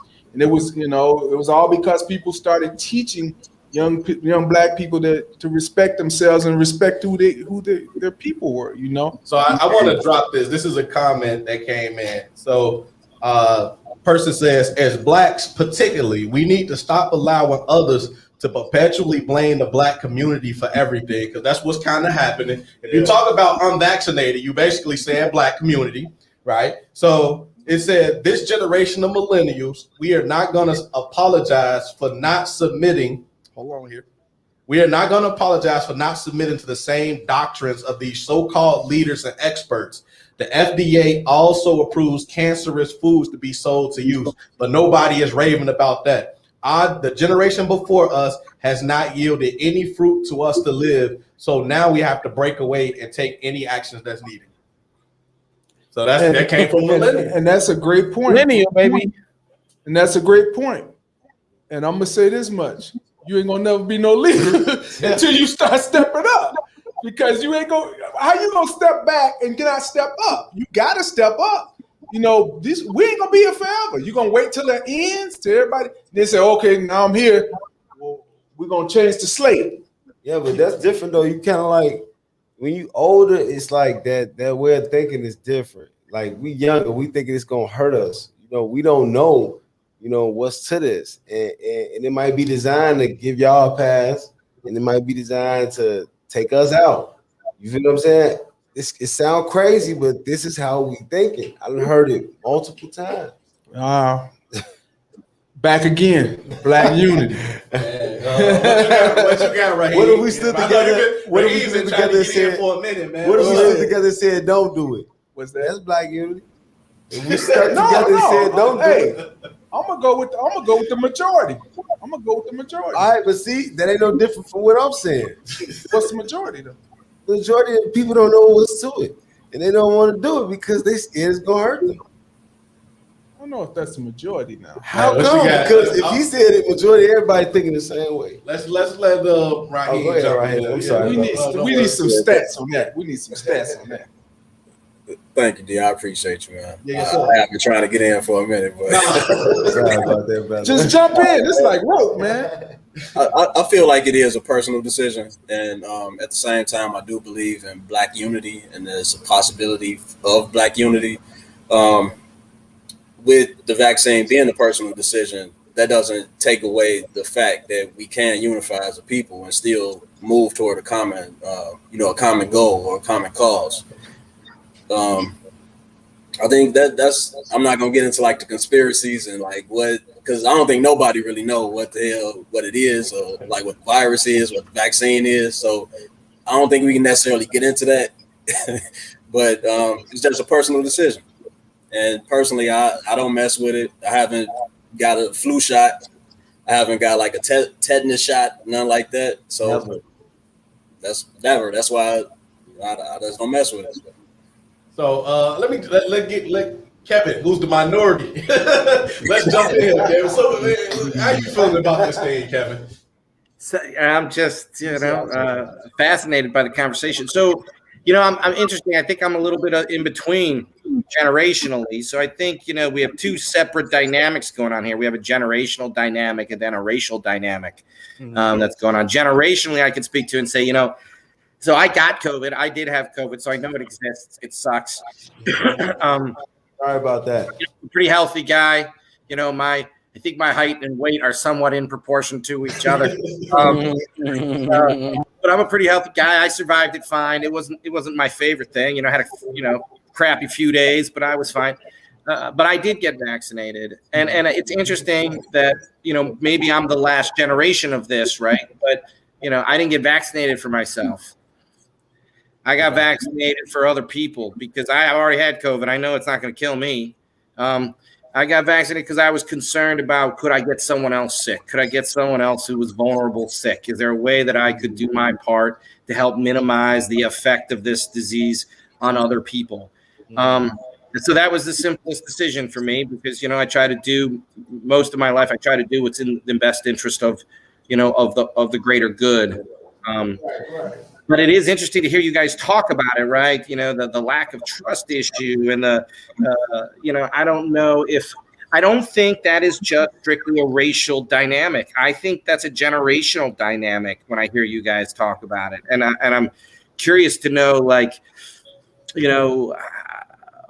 is there anything you do trust, right? Like, I mean, what would you trust? Like, you know, is it, if the millennials, if it was a group of millennials that were leading these, the research, leading these countries in these leadership roles, do you think you would have more confidence in the advice that you were receiving? It's a good question. I'm gonna go ahead, Mosaic. Let's see what you got to say about that. I mean, honestly, man, you would have to go rewrite history for me to trust the government with anything of that nature. And I'm only coming from a black person's perspective because that's the only perspective I know. And black people have been through a lot of trauma with the government. You feel me? A lot of trauma with the government, and the government has never done nothing good for black people. Why you want to give me a vaccine to save my life now? Why you could have gave me reparations? That would have saved generations of black people. That would saved all. That would have saved everybody. You feel me? Like that's gonna stop the guy from wanting to go rob the next person. But you want to save my life and give me a vaccine? No, I don't. I just don't trust that. You feel me? And I feel like, you know. So then, what is the answer? What is the answer? So I hear you. I definitely understand the distrust. So what do you think? Do you change government? Do you fix it from the inside out? Do you tip it over completely? I mean, what's the answer? I don't think it's just cut and dry like that. I don't think there is an answer, and that's just okay if there's not an answer, because you know we live in this construct right now, and constructs last for years for decades. You feel me? So we're in this construct of pro-vaccination, pro-vaccine, and that's only gonna once everybody get vaccinated, that's just gonna let the government know, oh, yep, we got everybody complicit. Now when they push the envelope to, oh, well, now we want to see what's inside your phone. Now we want to insert this inside of you. Then you're gonna be like, oh no. Prime example, you get the shot. Now you got to take 7 booster shots. I'm not taking those 7 booster shots because you told me to. When you were a baby, right? Yeah, that's when I was a baby, but I'm 30. I'm 35. I ain't took a flu shot at all. I'm 30. I ain't took nothing. I took nothing. I'm 35. I've been, and I'm not against the vaccine. I'm just waiting for a little bit more time. So when I can see the results, if I can see y'all living in the next 2 years, I'm gonna take it. You know what I'm saying? If you don't, I said, when I took it, at first I was like, I'm not doing this because I know the conspiracy too. But then I'm gonna be real about this. When I saw the long lines of white people standing in lines, I'm like, wait a minute. I come from an era white people are always in front of the line. You can't even get in it. You can't even get in the line because it was illegal for you to be in the line. So now I'm like, man, I gotta get it. Then I stopped. They're gonna give black people one, and they're gonna give white people a different one. But you know what? I sat in the same room when they brought them needles, and she scrambled them needles on that table. She didn't say, "Wait, let me see, this is yours." It was 3 of us in that room. It was all the same. Yeah. I'm not against the vaccine. Again, to Kevin's point, I believe for the greater good of all of the group, I'm gonna take one for the team. If I gotta take one for the team for black folks, I'm gonna take one for the team for the black folks so that we can progress forward. But that's why I really did it. Can you really say that this is for the greater good of everyone? I'm saying I believe in science. And if I got to be one of the guinea pigs for science, I'm going to be one of the guinea pigs for the science. So I want to drop, basically, this kind of goes with Raheem was saying. I got another comment, and it says, why are the people that's vaccinated, why are they dying then? Oh, my bad. I didn't mean to. Let me shift it back. So why are the people that's vaccinated dying then? Why are those that are vaccinated feeling as though they are displaying some sort of heroicism? The vaccinated are out believing they are immortal when in fact they are still getting infected, and they still getting sick, and they still die, and they still spreading the virus. We are supposedly protected from COVID-19, not the other variants.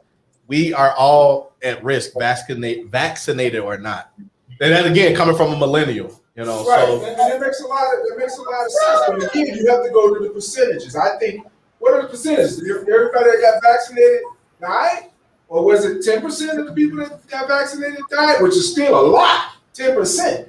No, it's 99. So if you believe the science, okay, and this is just what the data says, that vaccinated folks are 99.99% protected against death and serious hospitalization. That's what the data shows right now. I mean, it doesn't mean you can't get it.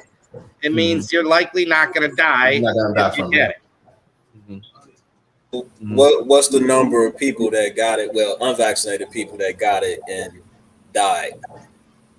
Currently, that number is really high. Currently, right now, it's a pandemic of the unvaccinated. Well, we know that number was over 500,000 because they didn't have the vaccine. The percentage, not the total number. The percentage. Yeah, we got to pull all that up. I think that'll have to be a whole show around that. The people that died from COVID that were unvaccinated. Well, there was no vaccine when the first 500,000 people died. Right. So that's 100% of the people that we know that died. But compared to the people that got it, compared to the people that died from it, wasn't it like 7% or something? Originally, yeah, I think the mortality rate was even less than that. I think the mortality rate was even less than that. I think it was like under 3%. It was less than the flu for a long time. So, I think you guys actually make really good arguments, and I value very much. And I actually think that the balance of power is shifting anyway, right? It's shifting the millennial generation away from the baby boomers. I'm a Generation Xer, so we're really like a bridge. I tell people this all the time, like we're a bridge between the millennials and the baby boomers. We really don't have our own role in this other than to sort of help you guys understand each other a little bit. So the transition isn't so bumpy.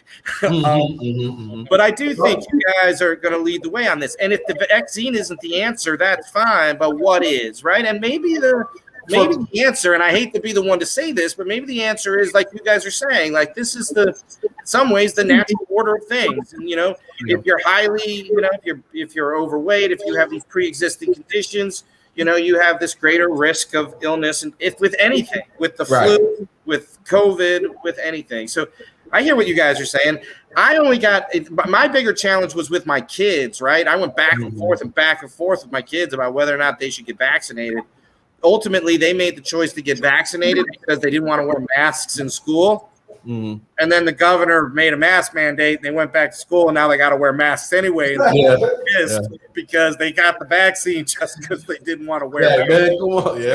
And that's why I feel the distrust. That's where distrust comes into play. You feel me? Like now they thought they was gonna get vaccinated, no mask. Now the government tells them, oh, well, you got to wear your mask. So it's like the doctors and the scientists are telling us this on the news.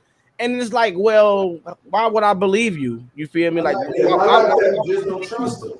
You wonder why you don't trust them. Exactly what you said. I like that with your generation because it's all or nothing generation. That's what I like about y'all. Well, I think too, you gotta look. So millennials, right, have fought through a lot in our lifetime already. We've gone through 2 recessions. We've gone through a housing crisis.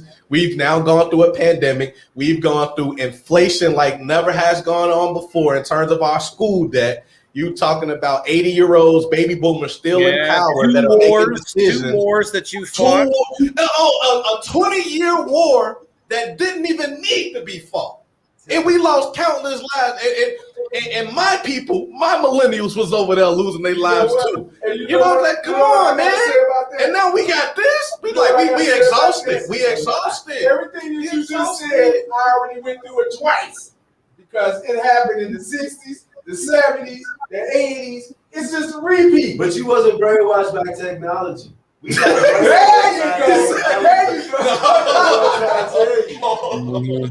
go. That's what it really is. Because what he said, I heard people out there in this conversation a lot about the recession and all this. I'm like, dude, I've been living through this since the 60s. And believe me, it wasn't no rosy times in the 60s, 70s.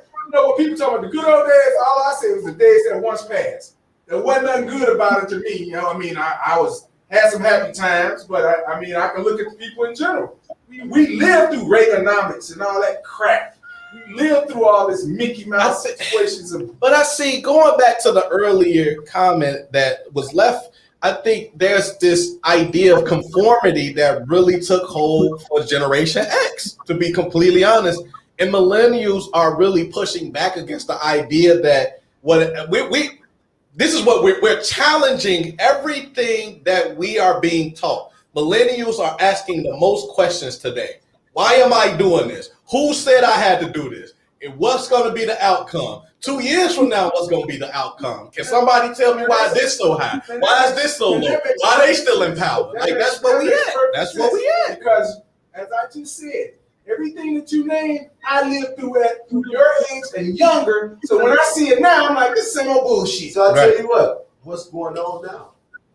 You know, what's going on now? Because it's obviously not the same. Oh, it's the same. It's the same. This inflation was crazy in the 70s. You remember when the gas shortage, people going with big ass jugs to get gas for your car because it's got off for inflation and all this craziness. But they said this not stopping nothing. The COVID is something they never saw before, so it's just a gamble.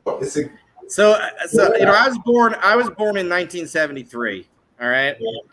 I have not seen anything like this in my lifetime. Like not this COVID, but it's been seen. Nah, and I mean, even a 20-year war. I mean, Vietnam wasn't even a 20-year war. I mean, I think we have numbed ourselves to so much. Vietnam was 10, 15 years. Huh? Vietnam was 10, 15 years. Yeah, it was 10 years, which was half the length. I mean, I'm not saying it wasn't a big war. I'm just saying, you know, it's a 20-year war that we ended up.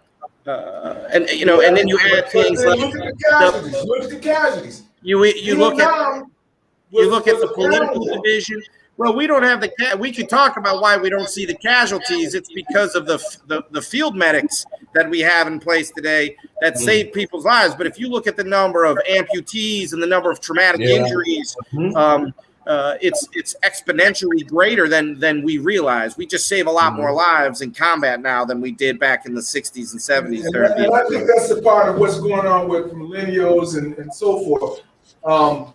When I say where you guys at, it's just that people are living longer, and the older people are living a lot longer than they used to. Because the young people were the ones that changed the world. They were out there being motivated, changing, making the difference. You can't even get young black people to vote now. Young people. So that's where I would, Stephen. That's where I agree with you. So that's where I would jump on the Stephen bandwagon here, and that's why I asked the question, you guys. What's the answer? Like, why in this past presidential election did we have a choice between two old white dudes? Yeah. That was our choice. Two grandfatherly old white dudes. I mean, we don't have nobody in the community. But I don't know if it's just money. I also think it's sort of kind of what Stephen was saying. You know, will the millennial generation step up and lead us out of this? Man, let's go with Raheem. I know you got something to say, right? Jump in, Raheem.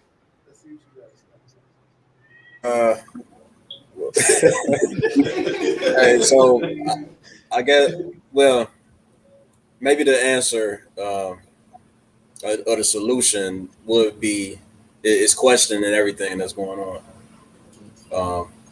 And I feel like that's why a lot of younger people don't participate in like elections and different things like that, because it goes back to what Mosaic was saying, you know, that trust factor isn't there. And participating in something that you don't really, you know, trust or have any faith in, because you're looking back and see that doing this haven't done anything for you for hundreds of years. And if it did have something, if it did benefit you in a certain way, you know, what's the saying? The goalpost is moved. Mm-hmm. So, you know, over time, you lose trust in these things. Yeah. Well, I say this too, right? As somebody who ran, right?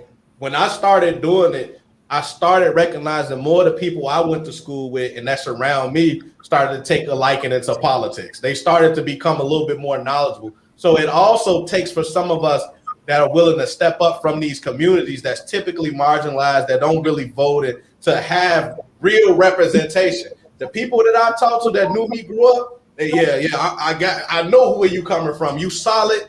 I seen you out here. I see you do the work, and I'm willing to support you. I ain't never voted before, but I'll vote for you. You be my first vote I ever got, and that's what we need too. We gonna need for us to step up and be like, nah, I want to represent my community because I recognize the people doing it now just not doing a good enough I'm gonna job. tell you what it really is. I'm gonna tell you what it really is. It's called faith. Now let me just ask you, out of all you young black men on here, how many of you have a faith? Let's just put it like this: faithfully go to church or follow a religion. We've been broke now. No. Okay, so I see three. That's another thing, right? Can't go there, man. I'll tell you why I say this. Because Can't go there with millennials. Come on. I'll tell you why I say this. Because Dr. King was 30-some odd years old. He took a leap of faith when he jumped into getting, the civil rights movement. He took a leap because he believed. He knew the odds were stacked against him. He knew it was a lot of BS. Like, that's why I believe everything y'all saying. Because I know what it was and it is and it's gonna be. But Dr. King took a leap of faith. But if you don't have a faith, you have nothing to. Oh, we got Congressman Danny K. Davis here. We're gonna have Congressman jump in and speak a little bit on all of this. Come on, And Dr. King. Well, we're gonna clue you in on the top. So listen, I'm not speaking for everybody. I got somebody come back me up now. So I'm highly religious. I'm highly spiritual. I'm not as religious as I used to be. I used to go to church as a child. I was in church on Sundays. I love me some Kirk Franklin Stomp. That was the theme song, right? When we were shorties. What happened though is as I got older, I really started realizing that I wanted my connection to be different. So what I do is I have a very spiritual connection with God. I also believe in the practices like meditation and being able to be centered and listening for that voice, that God inside of you as well. Whenever I pray, I ask God to order my steps. So I believe that wherever I'm at that time is where I'm supposed to be. And again, I can't speak for all of us, but that's how I have started to become and find my faith base. It's not in the church anymore, so to speak. And I still will visit churches and things like that, but it's more religious. I mean, it's more spiritual. It's more, I recognize the God inside of me. I listen to that voice inside of me, and I also ask God to order my steps. That's where I'm coming from with it. Let's recap for Congressman Dan K. Davis where we're at, since everybody's intrigued and intertwined in this conversation. Go ahead, DeAndre. So y'all can't see the congressman, but you'll be able to hear. I'm sorry, I apologize. So That's all right. All right. So what we had here, Congressman Davis. So we have the CEO of Chicago Youth Centers, Kevin Cherub on the line, and we were talking a little bit about the youth and some of the things he's involved in as it relates to helping the South and West Sides out. We have Brother Raheem, who's a part of Welcome to Fatherhood, who has a group that brings a lot of men together, and they talk about issues and things that they're aren't able to openly discuss. And then we have Mosaic Monk, who's also a part of this. We didn't even introduce Mosaic Monk, other than just saying it's Mosaic Monk. So you know what? This would be a good time for you to talk about what you do, brother. Well, I'm Mosaic Monk. I got a YouTube channel. Right now, I do one-on-one personal coaching, showing people how to build business, brand, strategy, and mindset, all within business. Understand symbolism, understand why at 3 a.m. you ride down the street, you see the McDonald's arches, and that's very important for a business to have some type of symbol. So that's what I do in a nutshell. And the name of my business is BBSM, Brand, Business, Strategy, and Mindset. Oh, got you. All right. So that's Mosaic Monk. All of us are millennials. Then we got Jalen. And what do you do, Jalen? Well, I'm a videographer and entertainer, so I've been working in the entertainment business for years. I got a chance to evolve off the film and work with different entertainers, help build the community with the crowd. So, that's what I do. So I'm a videographer. All right. So we all caught up with everybody that's on the screen. We were having a conversation about the youth which led us to talk a little bit about millennials, which led us to talk about the vaccination and how come the rates are so low between with the millennial population. So that's kind of where we at right now. Well, I think what I'm hearing is that what everybody is saying is needed. And I think what we need in terms of young people are really more opportunities for them to interact and get the guidance and direction, experiences, and understanding. Oftentimes, we're able to talk about what individuals ought to be doing, but for the real deal, it's not being done. I mean, the number of young people who don't have any real organized activities in which to be engaged every day with adult leadership, youth leadership, any kind of leadership. It's more conversation than it is reality. The individuals who've had that, for the most part, they do all right in life. They do all right in compliance with societal expectations. I just left 2 outstanding businessmen, and both of them were talking about their experiences as kids growing up in seriously deprived environments and how they managed to be where they are today. Most of the people that I know had a hell of a time growing up, didn't have any money, didn't have any resources, but they had faith and belief that life could be different and better for them. I grew up picking cotton. Hell, my parents were sharecroppers. I went to school 5 months a year, the whole time I was growing up, every year. School was out for us the first week of May. And I got so many friends and people that I grew up with who are outstanding everything that you could possibly be. My experiences were no different than their experiences. But we had parents who would beat the hell out of us when we veered and got away from doing what they told us to do. There were societal expectations that we were taught early on. And so if you're taught something early on, nobody has to keep making you want to do it. I go to church, but I go to church for reaffirmation. I go to church because I enjoy it. I go to church because when I don't go, I feel like I've been missing something. I hear the same sermons that I've heard 25 or 30 times, but I feel good hearing them again, especially the way Black preachers present them. I mean, it's better than watching TV. Hey, so, Congressman, I got a question for you. I hear you was talking about. Oh, you turned it up. I hear you talking about how you grew up, and that's a lot of discipline. I can hear it, and I agree with you. But nowadays it's so different because I notice a lot of people who I'm growing up with and who I've seen, they got parents who died early, from crazy gun violence.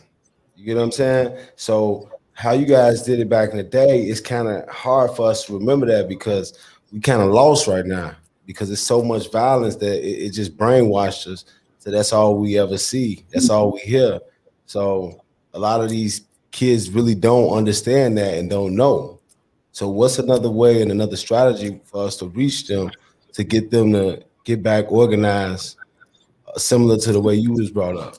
Well, I don't know that it has to be the way because every generation is different and every generation have differences with which to deal. I think what we really need to try and do is provide children with the greatest and the most optimal opportunities to be able to connect with societal expectations. I'm saying society, for example, we are a very consumer-oriented society. Absolutely. And so little children even understand the value of money. 5, 6 years old, people start wanting money and they start wanting the things money can buy. And if their parents can't provide it and don't help them understand that they can only get it certain ways, they'll start scheming and figuring out other ways to get it. That's why, for example, the top child tax credits that we are giving right now to parents who earn less than $75,000 a year, for every child that they've got, they can get either $250 a month or $300, just because they don't earn $75,000 a year or more. Many of the people in the community where I live don't have an annual income of $75,000. I can think all kind of professions that don't earn that. So, Congressman, I was going to ask, have you heard of Chicago Youth Centers? Oh, I've been involved with Chicago Youth Centers at least 45 or 50 years. Okay, great. So one of the things that Kevin brought up, and I'll let him, go further into it, but he talked about $1,500 is all you need per child for programming with Chicago Youth Centers for a full year. I think what we should do is let's start with a different message to our community, right? With those dollars, they have an opportunity for 5 months to get government funding that can actually support their child being placed in one of these programs that could give them some of the societal lessons that they need, right? That's what Kevin and the Chicago Youth Centers provide. Like, how can we start to change and get that message spread that do something, get the money, but do something with it that's necessary for your child, though? But I think that what's necessary is to have the power to make the money available, because there are people in our country and in our society who do have the money. There are people who make billions of dollars a year and don't pay a dime in income tax. Not a dime, not a quarter, not 50 cents. One of the things that where I work, and most of what I talk about and deal with every day and argue about, is how do you pay for what it is that we say we need? How do you pay for it? Where do you get the money from to pay for it? I'd love for Chicago Youth Centers and every other social service agency to have whatever they need in order to operationalize their programs, but you got to get it from somewhere. Yeah. How does the government get money? Taxation. Taxation. Which is about to go up again, right? You talk All you gotta do is watch gas. going You up ain't gonna for know certain gas. people. But you see, we got to even understand taxation. Taxation is the price that we pay for a civilized society. And so the question is, who pays what? And where does it come from? I believe that raising, for example, the corporate tax rate is the way to get the money that we need to pay for these things that we want. Now, of course, all the corporations believe that it ought to come from somewhere else, not from them. The president has said we got to raise taxes, but let's raise them on people who make $400,000 a year or more. And let's not touch individuals who make less than that. Guess what? We had a tax bill that the government put forth, that the governor of Illinois put forth, that was going to raise taxes on people who make $250,000 and more. Guess what? The voters in Illinois voted it down. I remember It's that. called the fair tax. Yeah, the fair, right. Now, why did they vote it down? Basically because they didn't understand it. They voted against themselves. Yeah. Most people in Illinois don't make $250,000 a year.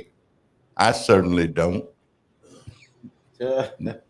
Don't know many people Hey, who man, I do. ain't got no money over here, man. I'm Y'all broke. y'all got questions for the congressman? Y'all want to jump My in? wife never did when she was working. Oh yeah, we got somebody from Zoom. Not so much a question, but a statement. When we're talking about bring children money into communities, giving the child tax credits and so forth. And to be totally honest, how many parents are actually putting that money on their children? I can tell you it's a small percentage of that. Kids are still not getting the things that they their necessities are not being met. Most of the time when parents are getting it, they're getting the money for getting their hair done, the nails done, buying some clothes for themselves or a car, or drugs, alcohol. The money is not being put on these kids. And as far as having hope, a lot of children have been used and abused, and they've lost trust. They've lost trust.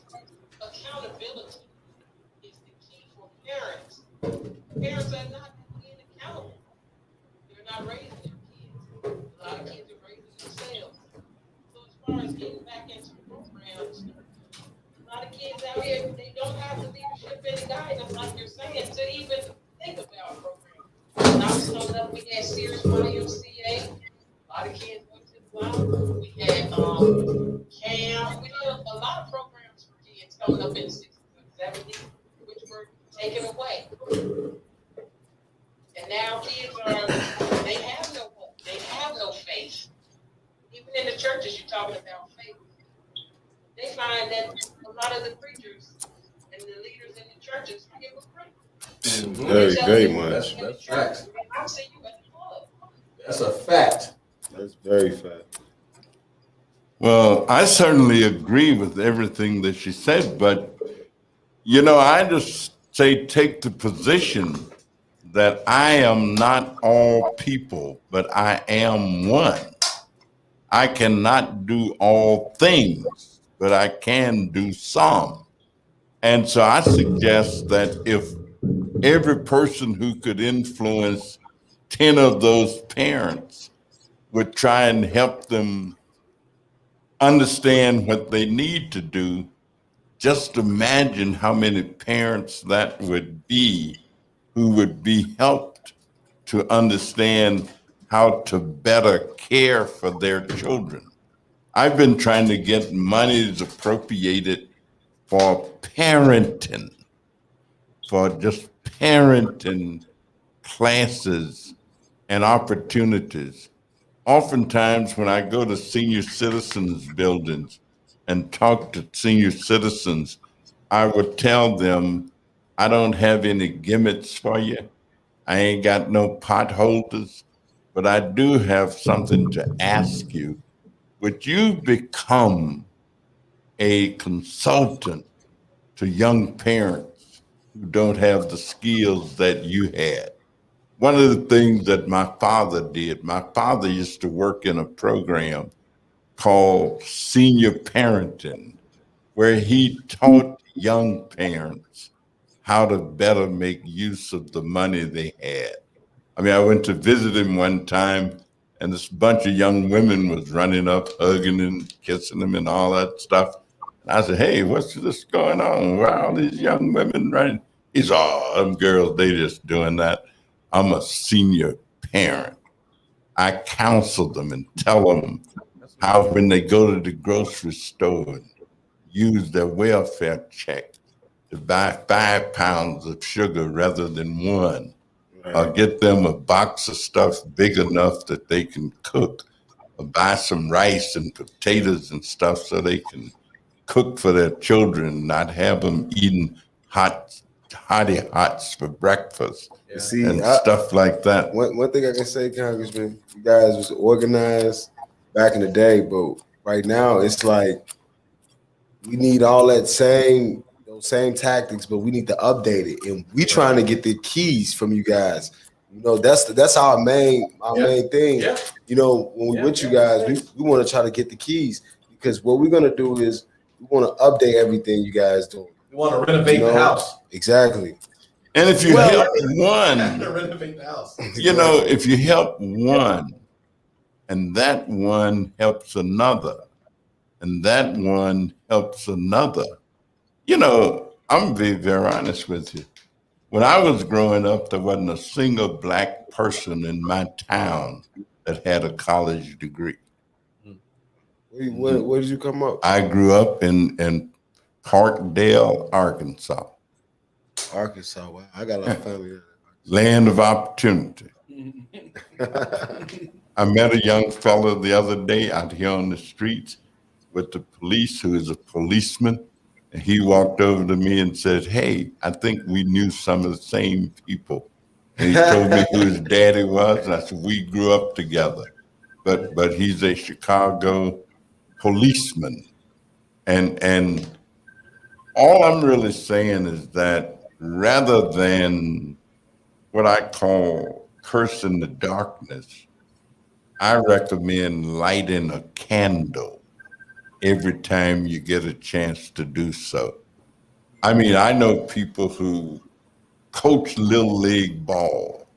I know people who got 10 or 12 little boys that they work with. Now, there might be 1,000 that need to be worked with, but they can work with 10 or 12, and they're doing it. And they're not talking about it. They're actually doing it. Coach gave me a ring the other day. We call him Coach, but he's got a little league football team, because his team won the championship. They even got I got pictures of them, little group of boys on my phone right now. So what it sounds like, Congressman, you said mentorship is the key to much of what we're experiencing. We need that mentoring. We need to have that next level of men showing other men and younger men a passage, a way. Something But what's the first step, though? Do it. Just start yourself. Start at your church. I mean, I learned most stuff at some. But we don't go to church no more. Church don't exist because of the pandemic. I don't even remember how my church looked. Let me tell you, I learned most stuff in something called KYB when I was a kid growing up, until it ain't funny. I'm talking about, and it was called KYB, which meant Know Your Bible, but it was something we did on a Sunday afternoon. And they started off by telling us to learn a Bible story. And then we'd learn a little more stuff, but then we'd learn Black history. We learned how to date. We learned how to approach girls. We learned how to approach women. We learned how to get women's attention. You say, who taught you this? At church. See, that's what I'm saying, man. You can't look. They don't exist in today's church. Right. They don't exist. Hey, that's like, look, all that back in the day, this how it sounds to the young people. It sounds like, right, woulda, coulda, I used to. You know? But if their parents take them, then they'll go. If their parents don't take them, see, our parents took us. My mama got up and washed your face and put some grease on your legs and stuff and got you ready and took you. I ran into one of my cousins yesterday over on Erie, the block club thing, and we were laughing because his mama was the head of the ushers. My mama was the head of the ushers the next year. and we just had a good time laughing and remembering. They wouldn't let us out of church until it was time for the benediction. 8 p.m. Mosaic, jump in here. I thought it sounded like you had something to say. I mean, this system ain't it don't exist, but it could, and it used to exist, and all like, you know, the type of anarchists that, you know, came before us. But I think if we got some government officials, right, and they fighting a good fight like Mr. Danny K. Davis is doing, right, I think it'd be cool if someone like in his position can directly somebody in his position can directly pass down that position to someone who's going to really utilize it, that you coach, that you mentor under your wing. Like, hey, I've been working with you for about 5-10 years. You know what I'm saying? I'm finna go and get up out of here and chill. You can come in position, and this is the work I left for you to do. Continue that, but, you know, do your thing, because I'm gonna tell you, I don't think people gonna go to church. You know, a lot of people don't believe in God no more. I know I don't.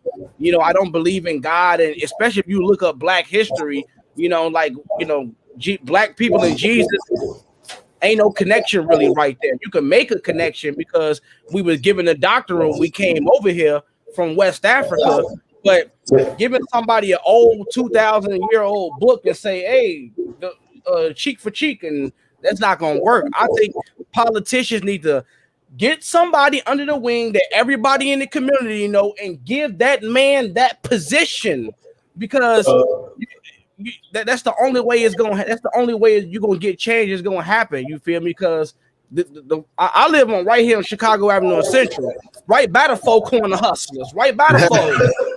You not finna tell none of these young 13, 14, 16 to go to church. They Four Corner Hustlers gang members with Glocks on their waist. You're not gonna be able to tell them what to do. There's no mentor. They're like, hey, come on to this mentorship and sit down.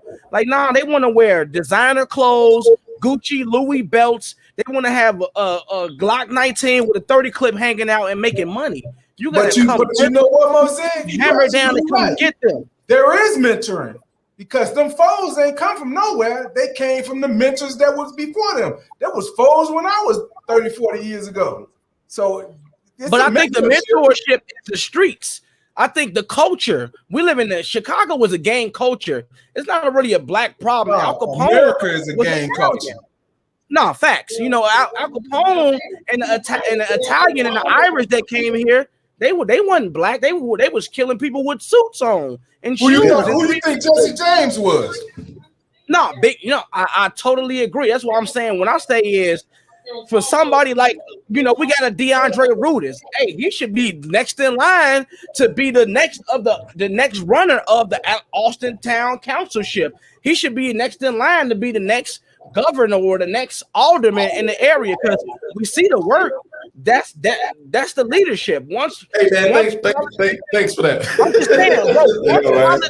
Say, hey, DeAndre Rudis, I see what you do. We're gonna push you. We're gonna put dollars behind you so you can be the next politician. Nah, I agree. If you're not doing that, it's not going to work. It's but not I'm gonna tell you something else. You can push all them dollars, but you ain't pushing that pen to get a voter's registration card. It ain't gonna matter. I bet you DeAndre Rudis can do it. I want to walk with him and see him get people. I seen it. That man ran for alderman. I seen it. Yeah, it can happen. You know what? Give him a chance. DeAndre Rudis too. I was right there with him. And one thing he argued me down about, he said, Steve, y'all old people do all these signs and all that. This is a new age. We don't use all these signs. Why y'all do that? And when it came to the last day, when election day came, he said, Steve, I need some signs. I was helping him on that last day in the rain. My hands was cold. I tell you, it may be a new age, but I've never read any place in any society where the young people ran the society. Yeah. Now there may be one, and there may be one coming, but if I haven't read about it, and before there was Four Corner Hustlers, there was Vice Lords, and there were Roman Saints, and there were Egyptian Cobras, and there were all of those entities. People join one kind of gang often when they can't join or don't have access to another. One of the callers mentioned the Sears Y and different things that existed at one time. Individuals who join the Y generally don't join the Four Corner Hustlers. Individuals who join the Boys and Girls Club generally don't join the Four Corner Hustlers. I'm saying there are all kind of alternatives in society. And if you got enough of one, that takes away from the need to affiliate with the other. Yeah, human nature suggests to people that they have a need to be a part of something. And if they're not a part of one thing, they'll be a part of another. And so institutions have always existed. And which one do you join? Often whatever your parents kind of steer you towards. And again, parenting plays a big role. You can't get away from it. You just can't get away from it. Well, I got a good example now. Okay, I know a rapper, right? He's actually from the city of Chicago. He goes by Bo Deal. I'm not sure if you ever heard of Bo Deal. Okay, so the mic up. Okay, yeah, it's a rapper from Chicago. His name is Bo Deal, and I actually watch him on social media. He got this thing he do on Instagram called Motivation, right? And I watched his journey. He went to the penitentiary. He did this, he did that, but he started showing his kids, and his kids on a whole different level. You know what I'm saying? They didn't adapt to what he was doing. They actually, living and doing a lot better. And he's actually a good role model for the community, if I might, if I should say. Yeah, but Bo Deal got rich already, so his kids don't really got to go through that. But when you just a regular gang, it's a lot of gang member fathers who kids have to go through that lineage.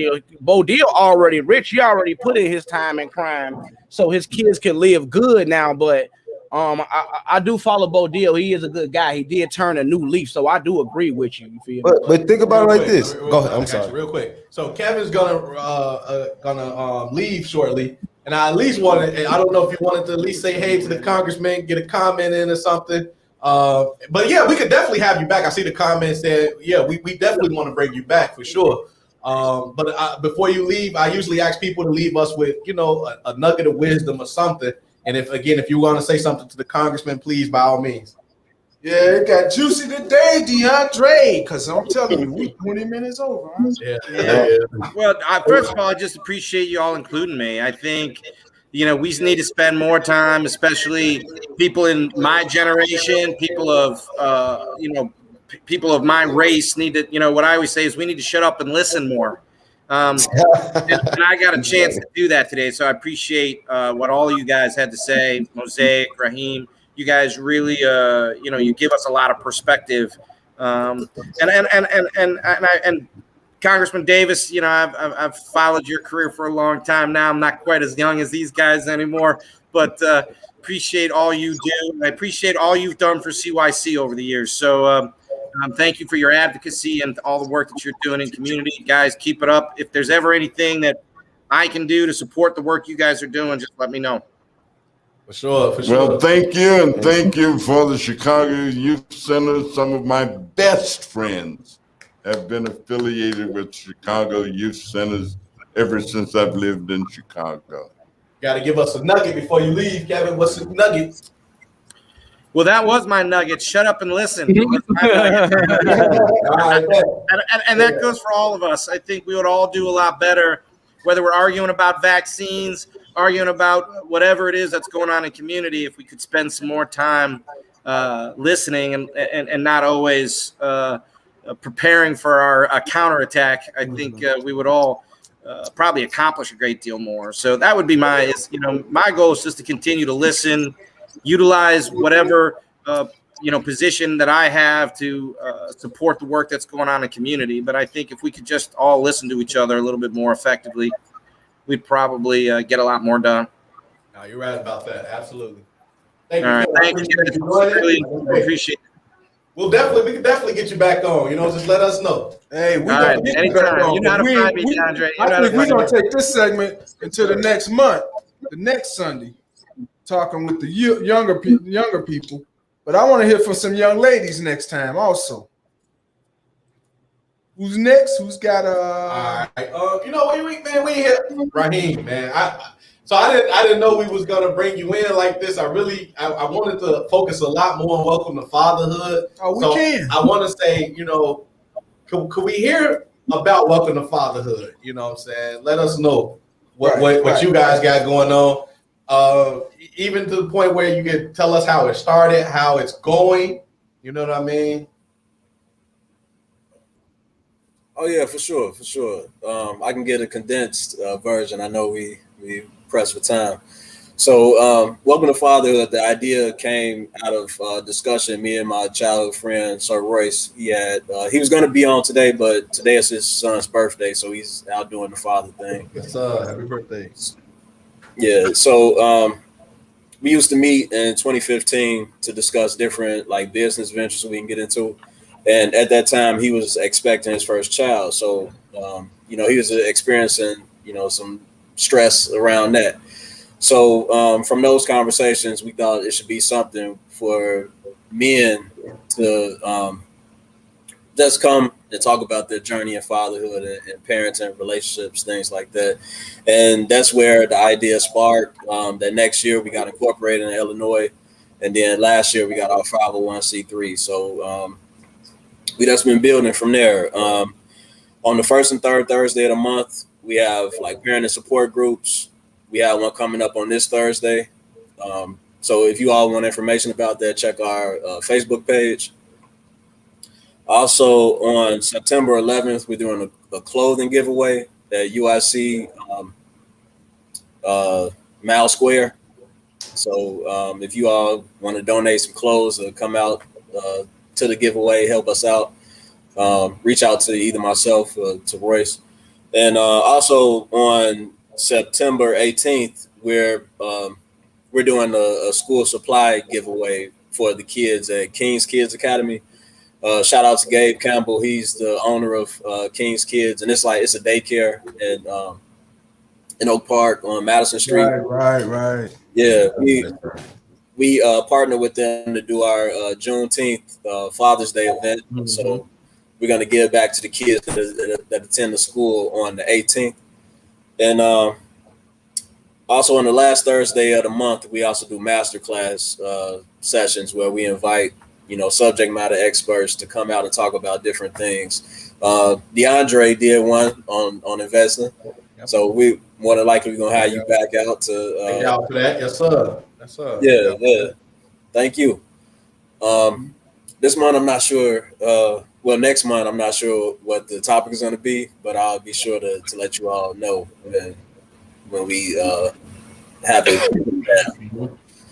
So Raheem is a great example of this mentorship that we talked about, Congressman. When we saying that, because this is a group of men that come together and women too as well, and they're sharing their thoughts about fatherhood. Raheem does a really good a really good job of putting the questions together in a way that really invokes thought and has people digging deep, and you come out of it like, man, that was a therapeutic session. You know what I mean? And you get a lot out of it though. If you are somebody who's really invested, you know what I mean? And it's a good way, again, just to meet other men that's going through similar circumstances and everything. So this is one of those programs that you spoke about when we talk about resources and things like that, to elevate some of these things. We need to be able to elevate a welcome to fatherhood as well, for sure. Well, there are fatherhood grants, there are fatherhood initiatives. I have a bill called the Julia Carson Fatherhood Act. We've been working on fatherhood for years and years and years. Mm-hmm. As a matter of fact, we take children to the penitentiary every year to see their fathers for Father's Day. We didn't do it this year because of the pandemic, but we had 10 penitentiaries on Zoom that we had fathers and children interact with each other. Let me tell you, there's no greater need than to have fathers be intricately involved in the lives of their children, especially, but in the lives of communities and neighborhoods. Yep. The reason that I named this bill the Julia Carson Fatherhood Act is because a woman named Julia Carson from Indianapolis in Indiana was very engaged in promoting fatherhood in her state. Her son is now the congressman, her grandson that she raised. And he and I, Andre and I, are the principal sponsors of this legislation. And what legislation can often do is generate money. In order to facilitate activity, you need money. I'm saying just to have a meeting, somebody's got to call up everybody, or somebody's got to send the information out. Somebody got to text everybody, You gotta have a location. or got to have a whatever. And so it takes money to bring groups together. And that's what many of these legislative, the biggest fatherhood grant probably that's been gotten in Chicago was gotten by Haymarket. Haymarket got a big grant when we had big grant money. We're trying to get more money, but fatherhood is great stuff. I commend them because just getting, you know how psychology got started? Group of guys just sat around, started talking, and what they talked about, Sigmund Freud and his buddies, and eventually they named it psychology. That was the beginning of psychology. You know how Black History Month got started?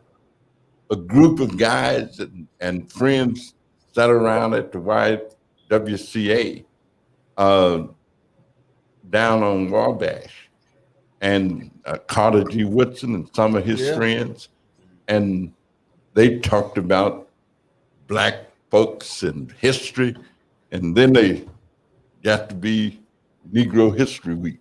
Then it got to be Black History Month. And so you and your buddies can get together in the basement and dream up something. You know how WNAC got started? How was it? Partially by Congressman Davis. So I'm saying, and you don't necessarily have to be no absolute nothing. You just be a group of people deciding that there's something that you're willing to do, and out of that becomes whatever you create. You don't even have to have titles. You don't have to be leadership. You just do the work. What you do. Do the work. I do want to circle back to one thing that Mosaic mentioned earlier about like the mentorship in terms of like the political figures like yourself, right? And I want to actually, in addition, add what Jalen was saying when he said that, you know, we're trying to renovate the house. Mosaic saying that we want to renovate the house. Well, they said we want to renovate the house, but we want to do it with guidance. Mosaic saying the same thing, that guidance comes in the form of the mentorship and the advice and the leadership from the generation that's in place now. So how can we as younger people become the succession to individuals like yourself? Because that's what we want to do. It always happens all the time. All of these individuals, we got in our community, you got a whole bunch of young people who are in office. How old you think LaShawn Ford is? I go out to places and people think he's a student. I mean, we being up at a high school, they say, who's this kid you brought with you? I said, well, that ain't no kid. That's State Representative LaShawn Ford, who's part of the leadership in the Illinois General Assembly. Oh, you got a guy like Dennis Deere. I've known him since almost he was born. I used to work with both his mama and his daddy. Camille Lilly, I used to work with her mama and daddy. We got all kind of people involved in different things. I mean, so people just kind of decide. I was sitting beside a young preacher yesterday at Bob Shaw's funeral, and he was so eloquent, just giving the reading the scripture. Until when he came back, I asked him, I said, well, what you do when you preach? I mean, if you was that heavy reading the scripture, what do you do when you preach? So we had a nice time. What I'm really saying is that there are young people engaged and involved, and young people are constantly moving. I got a bunch of books that young people have given me in the last couple of weeks that they've written. I mean, they just brought them by and said, hey, I want you to have a copy of my book. I said, how old are you? I'm 23. Oh, yeah? You know, I wrote a book? Yeah. I got a book to give you shortly. I'm inspired to have a book fair. I got an upcoming book. Just to let people come. What I'm saying, though, is that leadership never is decreed. Leadership, in order to be authentic leadership, is earned. Individuals earn the right to lead. And of course, you can't lead where you don't go. And you certainly can't teach what you don't know. And so individuals are emerging all the time. You know, just all the time. They are emerging. They are I got some young people who are getting ready to be the young leaders in my campaign for re-election. I mean, just fantastic. I think of young people like Janicia Williams, who's been a leader ever since I've known her as a little girl, just graduated from Howard University. She was an intern in my office. You can set Janicia out there on the street and say, Janicia, give me a speech about what them cars are communicating to us.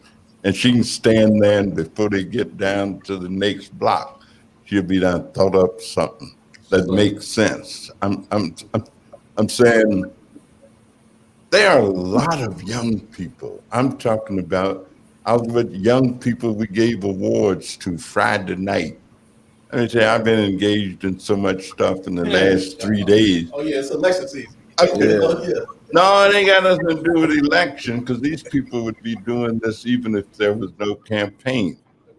I was with at least 8,000 or 9,000 people today, this morning, this afternoon, and they just simply had a community gathering and a parade over on Chicago Avenue between Ashland and Oakley.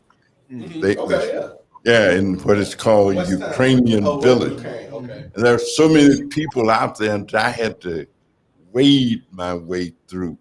And I said, you know, people, and they just unifying themselves.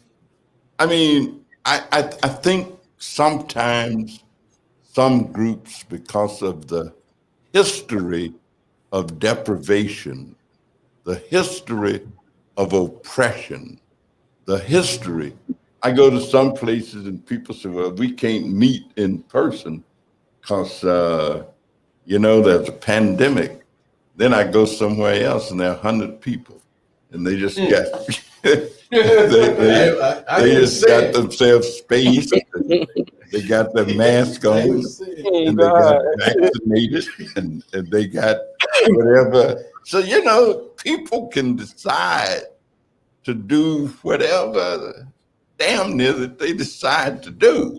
Right. And ain't Pogo say, you know, I've seen the enemy. That's something different, though. I know people say people can decide what they want to do, but I mean, you'd be surprised how many people just need guidance, and it's like, how do you get what you know in that one individual to make them feel like how you feel? Because to be honest, man, you got a lot of you really inspire me, man. Because I'm listening to a lot of your stories. I'm like, wow, this guy really done lived. Yeah, oh man, He done lived. 5 lives, man. He lived, like right. I mean, you did that person. Like, I'm gonna tell you what we That's did the amazing. other day.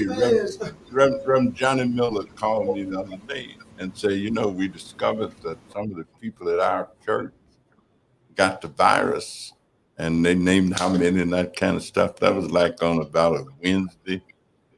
We set up for Friday a vaccination outfit at the JLM Center and vaccinated 50 people from Wednesday to Friday. I'm saying, he mentioned it Wednesday. Mm-hmm.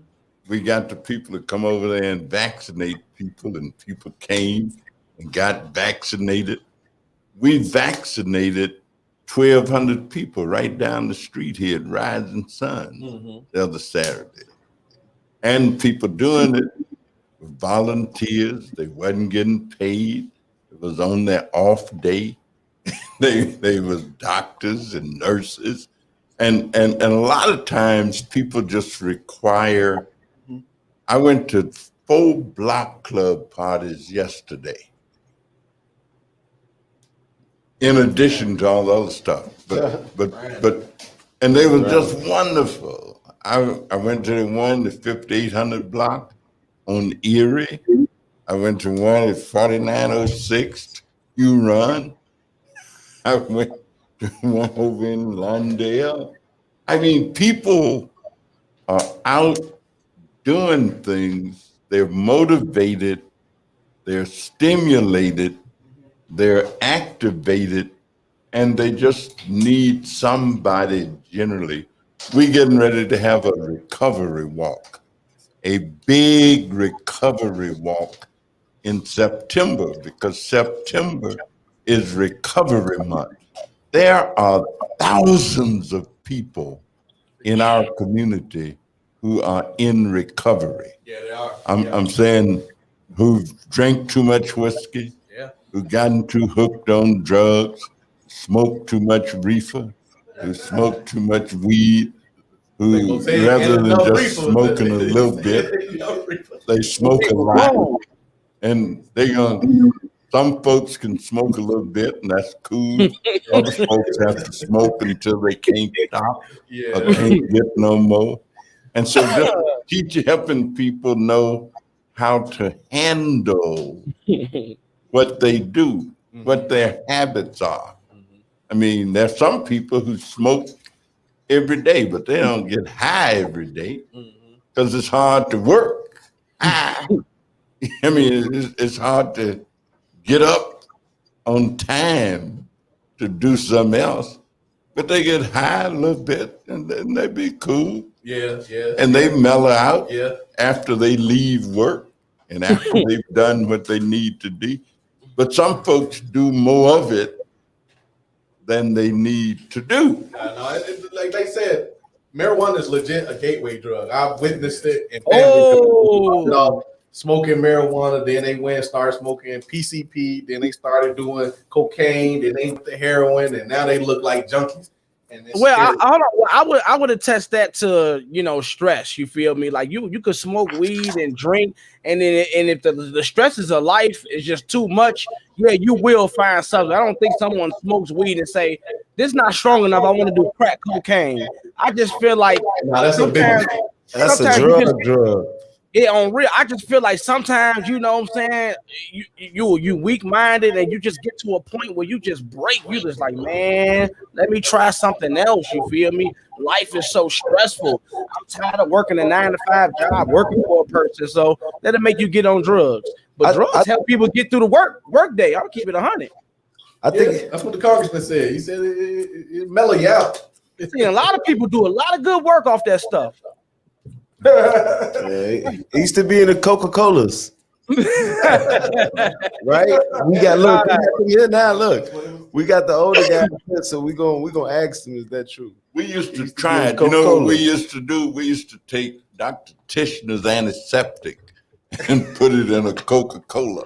Oh, they were creating syrup back in the Yeah, Oh yeah. they was pouring up four back in the day.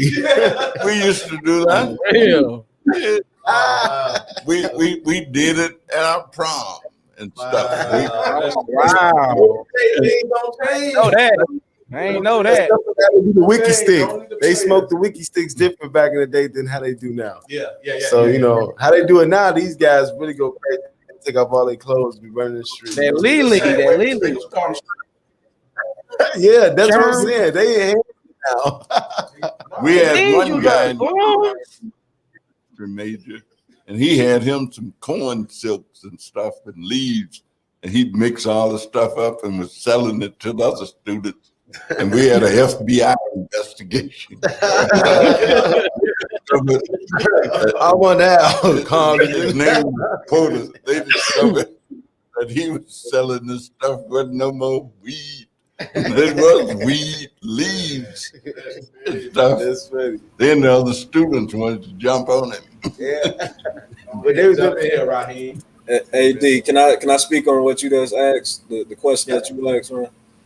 I think really for us to be, I guess, productive as a people, we have to be bi-directional, like that mentoring, that teaching aspect, because the world is moving so quick, man. Like we have to learn from the elders, and the elders have to learn from the younger people as well.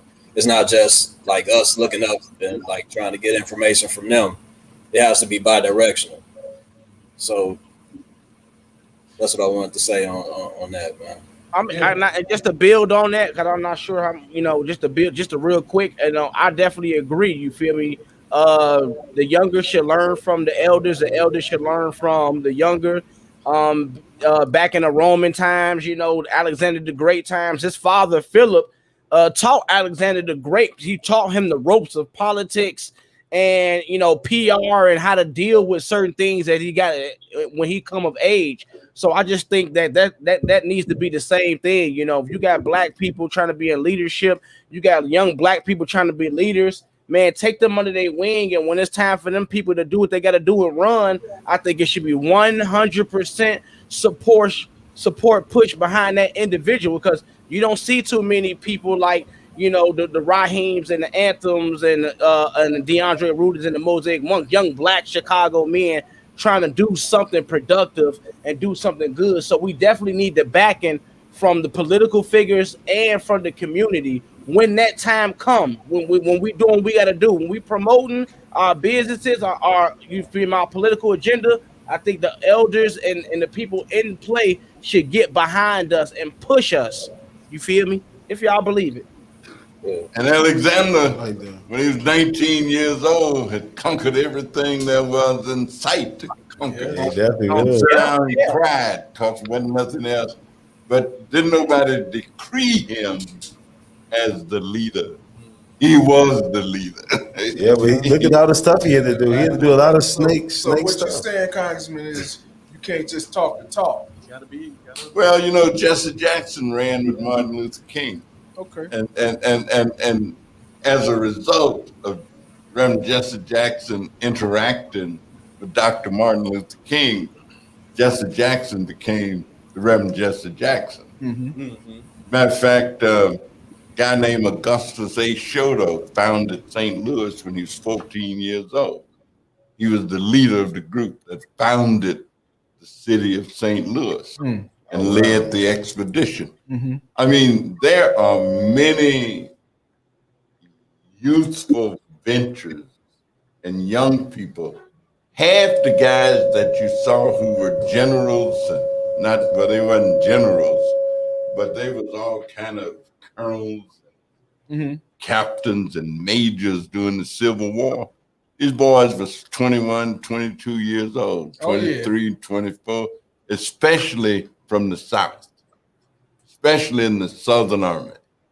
They was 21, 22, 25, 24, whatever, because they were the guys who could read and write and had been to school.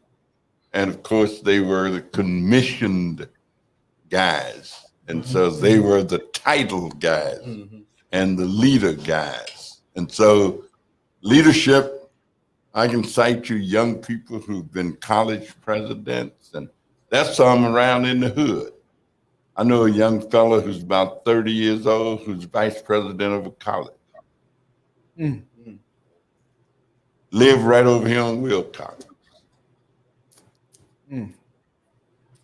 I want to say the one thing for me, right? So growing up, I never considered myself a leader. I never wanted to be a leader or in a leadership position. I knew I had influence. I recognized it at a young age, but I never wanted to be in leadership.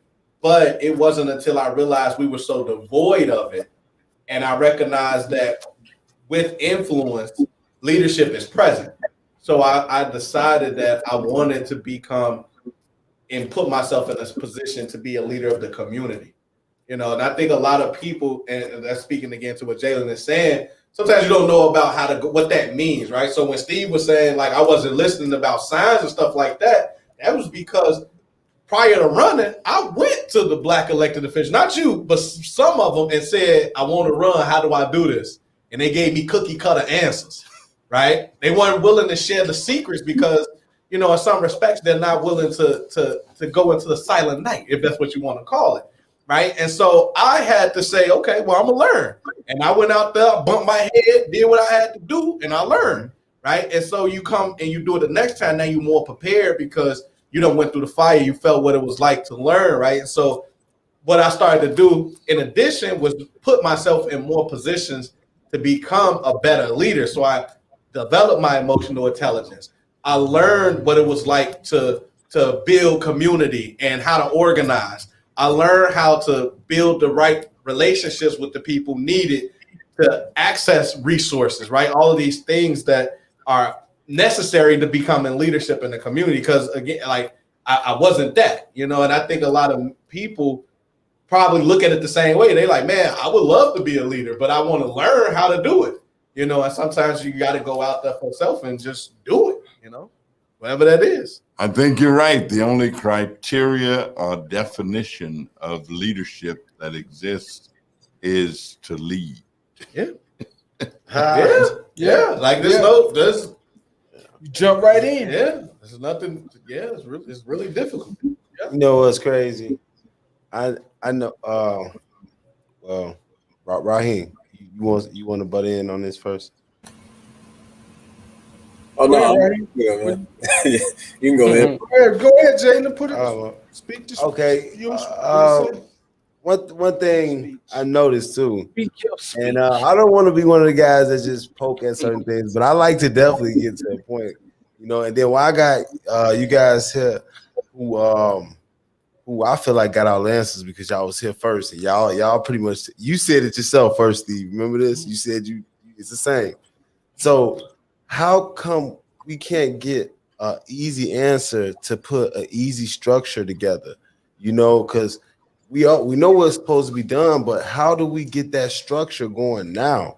Like, I can talk about it all day. Y'all can talk about it all day, but what's that first step? Like, you gave me five reasons about COVID, right? Mm-hmm. So I want you to give me 5 good steps to get started and actually. It'll actually work. You feel what I'm saying? I can give you 5 good steps. 1, listen. 2, listen. Oh no. Okay, I'll back it up. Come on, listen, look, learn, lead, and leave all that other bullshit alone. Because I'm telling you, DeAndre been with me 7 years. We found he was eager to find out what was out there and hit them streets with me and Butch. You remember Butch Campbell? Yeah. I watched when I first learned about Butch Campbell. A lady came to me 1991, 92. She said, Steve, you know Butch Campbell? I said, no. She said, he an activist out here in Austin. You need to get to know him. I'm like, well, I need to know him. I'm 25 years old. I'm trying to do what I do. But eventually I met Butch and I saw his momentum and I understood his momentum. His heart was where the community is. You know what? I was telling DeAndre today. I said, one thing about Butch, he would always tell guys on the streets, it ain't so much what you doing. It's how you doing it, man. We got to pull that in. And if we could pull it in, we're gonna be better. It's gonna be better for all of us. But I'm actually trying to tell you, if you look, listen, learn what you just looked and listened, and then you know what? Let's start trying to lead a little bit and leave that other crap alone. It's gonna be good. And people have to follow with you. They have to work with you. You gotta brush stuff off people, man. You Right. gotta brush it off of them and say, hey, what do you think? Look, what am I doing? It don't never be. Then we just talk about this, DeAndre. In our communities, it's taboo to raise your hand. It's like, because you don't want to be looked at as stupid. I don't raise my hand, but you need to know. Raise your hand and your feet. Yeah. Don't feel But ashamed. it's scared to ask questions. Yeah, and I'm serious about that. Look, listen. No, I agree. I honestly took that and said, you know what? It's that simple, but man, I don't know how to apply that to the kids. I think the reason why people don't want to raise their hand, because it's like when you do raise your hand and you go seek out to help and betterment and empowerment, you feel me? I've seen walking with DeAndre how older people in the community was not willing. Like they say, black people, young people ain't willing. No, older people are very stuck in their ways and not willing to change, not willing to put the young bucks in front. Like, hey, this the new young buck who finna be doing it for the next 30, 40 years. I just don't see, especially with older black men, they just don't be wanting to put them young black men in front, them young bulls in front. And I don't know if it's a competitive thing. Is it a testosterone thing? It seems like what is that? I think what it really goes back to is those L's that I just threw out there. Because if you can see that those things are being adhered to, you're gonna say, go ahead, try this car. But if you ain't gonna see that those things are being adhered to, I'm not jumping in that freaking car with you. You ain't trying to look, listen, and trying to learn from what you looked and listened to. Now I'm gonna let you lead. But those are rules to being disciplined. But who teaches the person to be disciplined? Discipline comes from within, bro. Discipline plus patience. Yeah. And one of the things that you didn't mention was patience. That was really patience. It You gotta be patient, bro. It takes patience for people to form associations and relationships. And I guess some of these stories that I hear and have heard, a guy used to tell us a story about a man who had a son who went to law school. And he graduated from law school, came home, passed the bar, and his dad had told him, said, son, now that you can help in the practice and all, me and my wife, your mother, we're going to take us a vacation, and you in charge. So they went away for 2 weeks, got back, the son said, Daddy, so you know that Jones case you've been working on all them years? He said, yeah. He said, I cleared it up. It's all taken care of. So you ain't got to worry about it no more. He said, you know that Wilson case you've been working on? So it's done. You never could get it quite done. It's done. And his dad would say, he said, wait, and you know that case with Mr. Johnson? I got Mr. Johnson. He is happy as he can be. So you ain't got to worry about none of that. The daddy says, son, I said, boy, let me tell you. So you know that Jones case? So that case sent you to college. That was the case that I paid your tuition with. He said that other case, it sent you to law school. I paid all them fees off that case.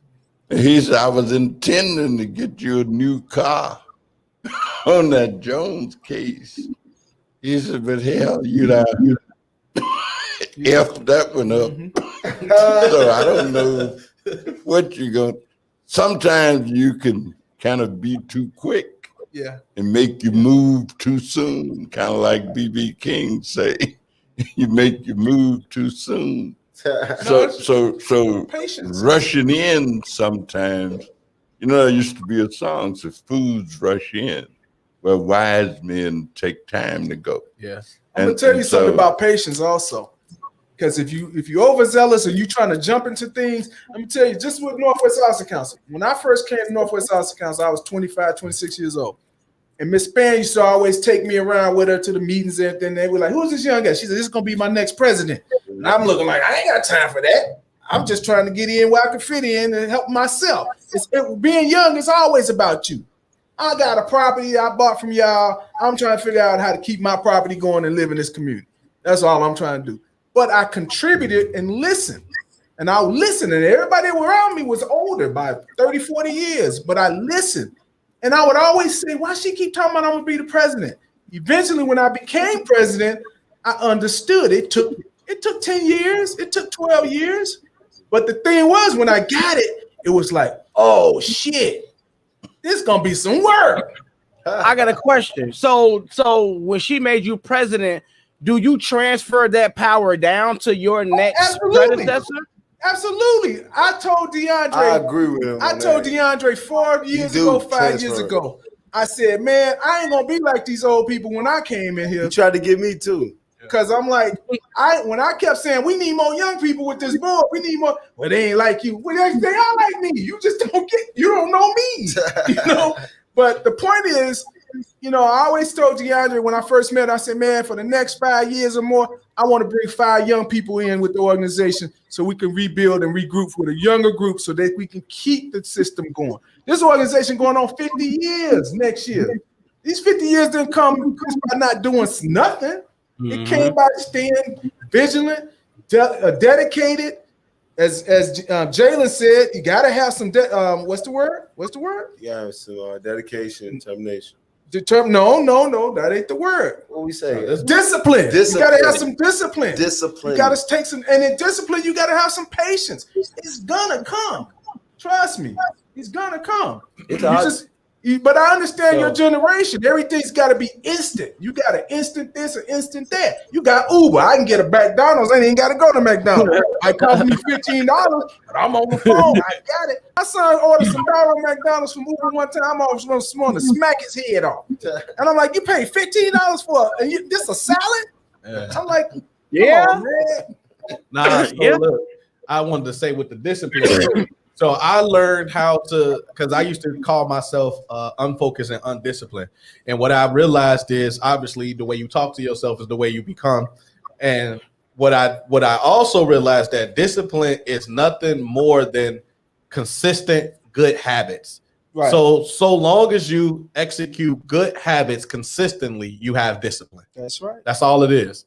Right. And then with the patient thing, I've been told to be patient my whole life. I've always been a scholar, so to speak, right? Somebody that excelled, especially in the school setting, but also had the personality and things like that to be successful. And all my teachers saw it. They always told me, but they always told me, you got to slow down.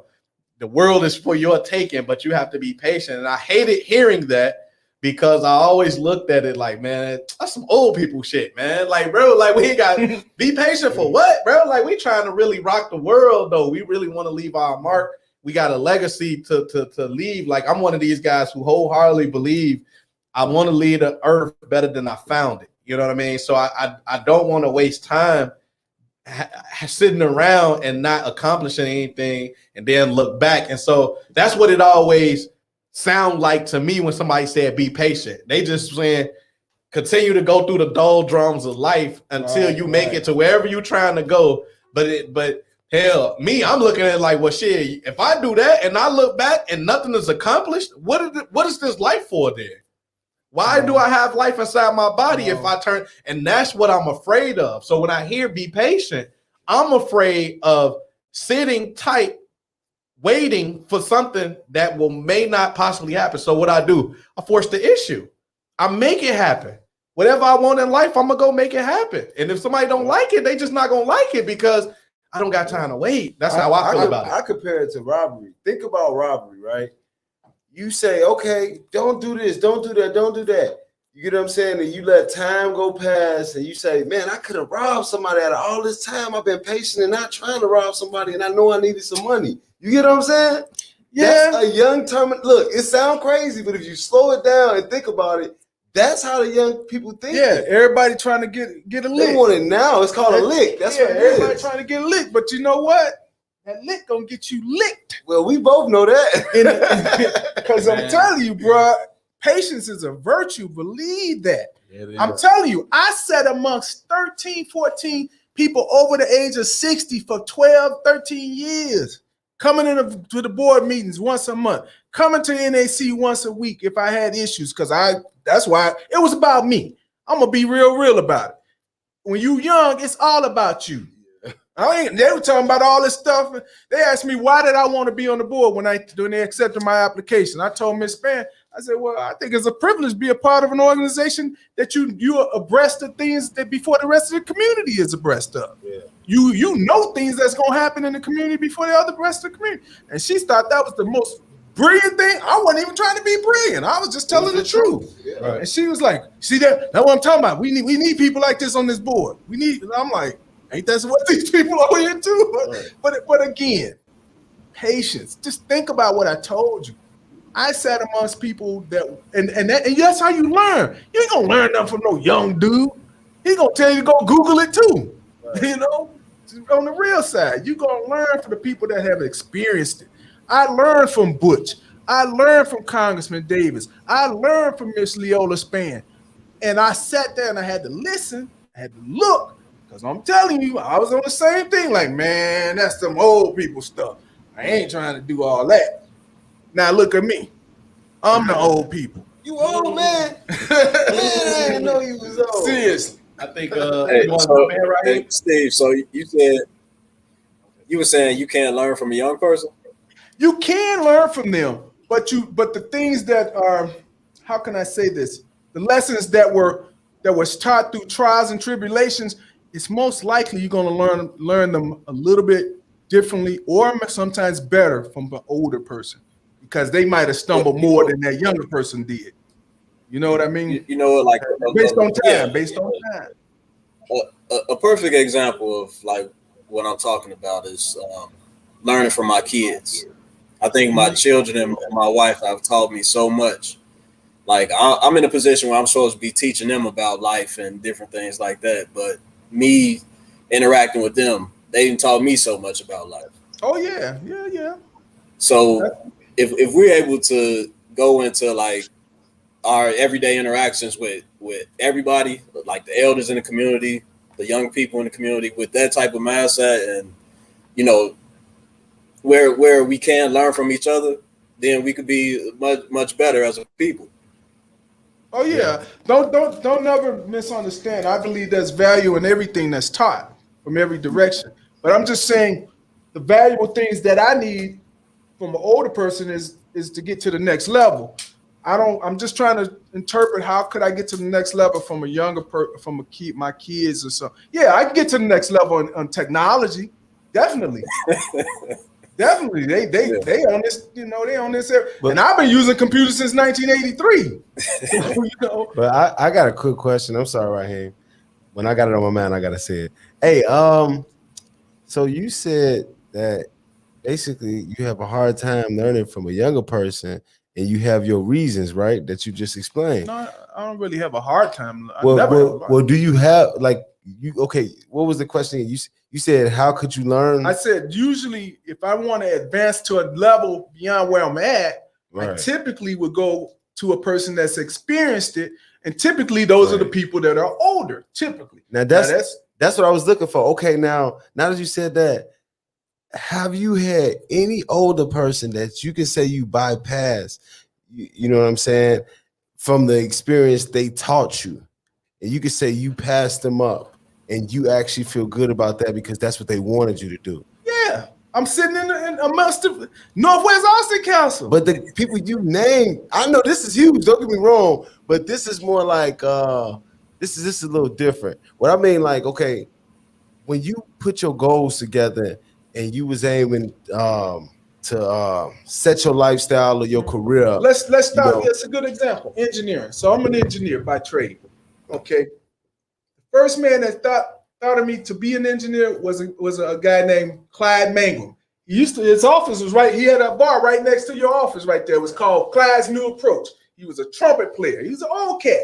He saw me walking through the halls of Orr High School with a portfolio bag, which I was taking art classes my freshman year. He said, "What you doing with that portfolio bag, son?" I said, "I'm gonna be an artist, son." Sir, he's like, "Son, you ain't gonna make no money as an artist. You gotta die first. Look at all the great ones. Da Vinci, Picasso, they dead when they made. I said, I ain't trying to be dead. I need money now. Right. And I need it as soon as I get out of high school. So he got me on the path to being an engineer. Now, Mr. Mangan was smart. He understood drafting, engineering, architecture, all that. But I can tell you, I have superseded his knowledge because what he taught me, he wasn't even in the CAD systems because CAD systems were not there. They didn't have computer-aided design. They didn't have computer-aided manufacturing.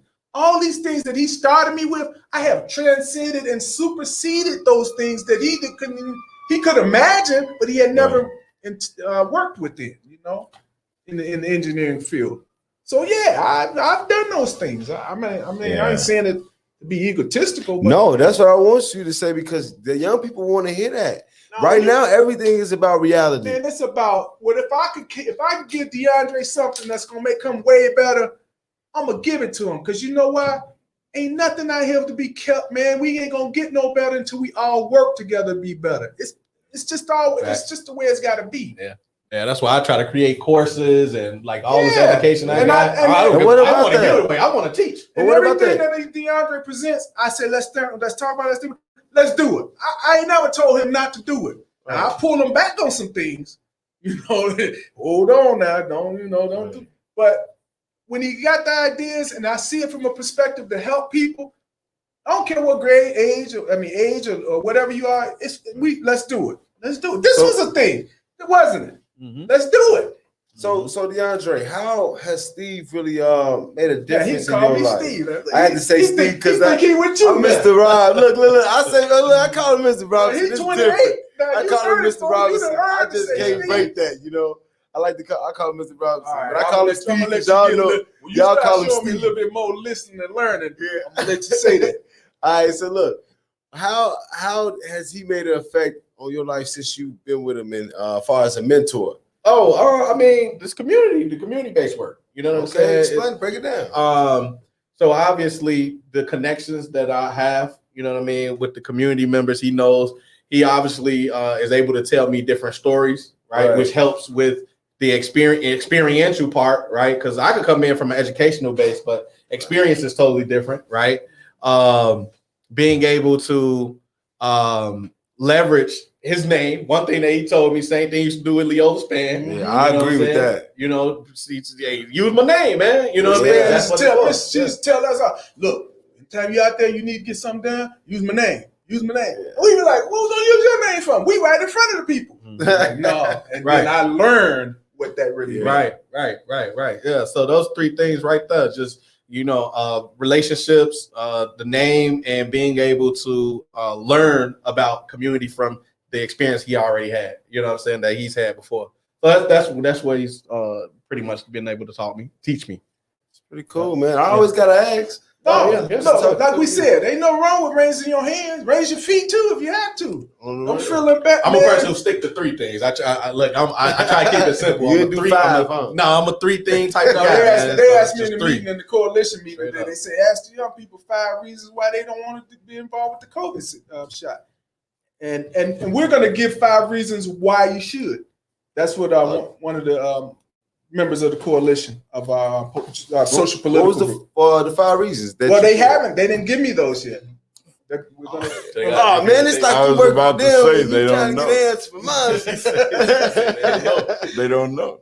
I know, they don't know. That's a good one. Yeah, they don't know. Straight up. It's too much. This stuff is all over. Well, first of all, you feel that you're invincible.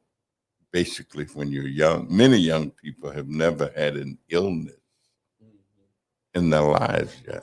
They've never been sick. Yeah, all of us pretty much talked about not really taking the flu shots or the tetanus and all these other shots. And barely getting colds.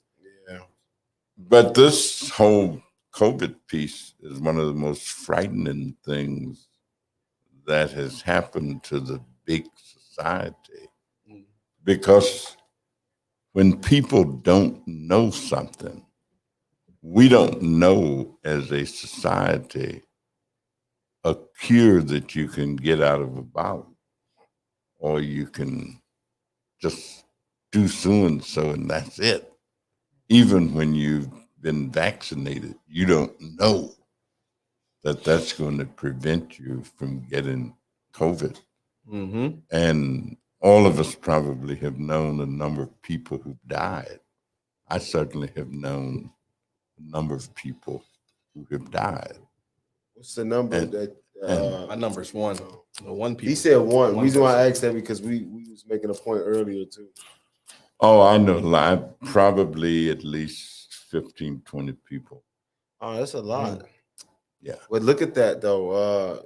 You notice you have 15 people. He knows a lot of people, but you guys are older guys and we younger. So that's kind of strange. You wouldn't say that's 'cause, I mean, strange? when this first dropped, it was always affecting older people. It always was. Right, but they got mean- the vaccine shot, so they shouldn't be getting affected like they are now. Well, that's No, what he's these talking losses came pre-vaccine. pre-vaccination. Vaccination, yeah. These came pre-vaccination. And even now, the person that I know, I don't know if they were vaccinated or not. You know, I just know that this kid caught it, brought it home. The wife called it. He called it. They took him to the hospital. He had fluid on his lungs, and he ultimately succumbed to it. I know. So, I know. I don't a know guy, if he was vaccinated I know or a not. guy went to OR, graduated a year or two before me. His uncle had it, died 1 month. His father got it next month, and then he died 2-3 weeks later. And we looking like, man, dude, only like 50, 56, 7, 8. And it's like, I mean, it's a lot of people I know, man. A lot of people. See, it'd be good to know again the underlying causes, like were they overweight, were they diabetic? Only thing I was were thinking they- about Roderick when he passed, I they- know he used to they smoke heavy cigars. drugs, you know, all that. But I'm saying- I'm not I'm saying like, that I should don't be know if called the to be cigars digging mess through with his their personal respiratory life, or but I what? think it matters though. I think it matters. That's why I be in disagreements as having my own personal opinion about it because I think that matters. Don't just slap COVID. This is COVID. He died because of COVID. No, it was something on top of that. Yeah. You know, Well, explain the Well, whole you know story. what, let's Right, just say right, this. right. When you get Yeah. shot by a bullet, you don't die just from the bullet. You know what happens, right? You bleed out. Yeah, but sometimes Or when your it organs hits you, you get- pass out immediately. Depends on where it hits you, right? Yeah, but I'm saying that. But you see how I say it depends, and I just say, if I was a police officer and I just said, they say, what happened to this guy? He got shot. You got to say, okay, where did he get shot? Yeah. You get what I'm saying?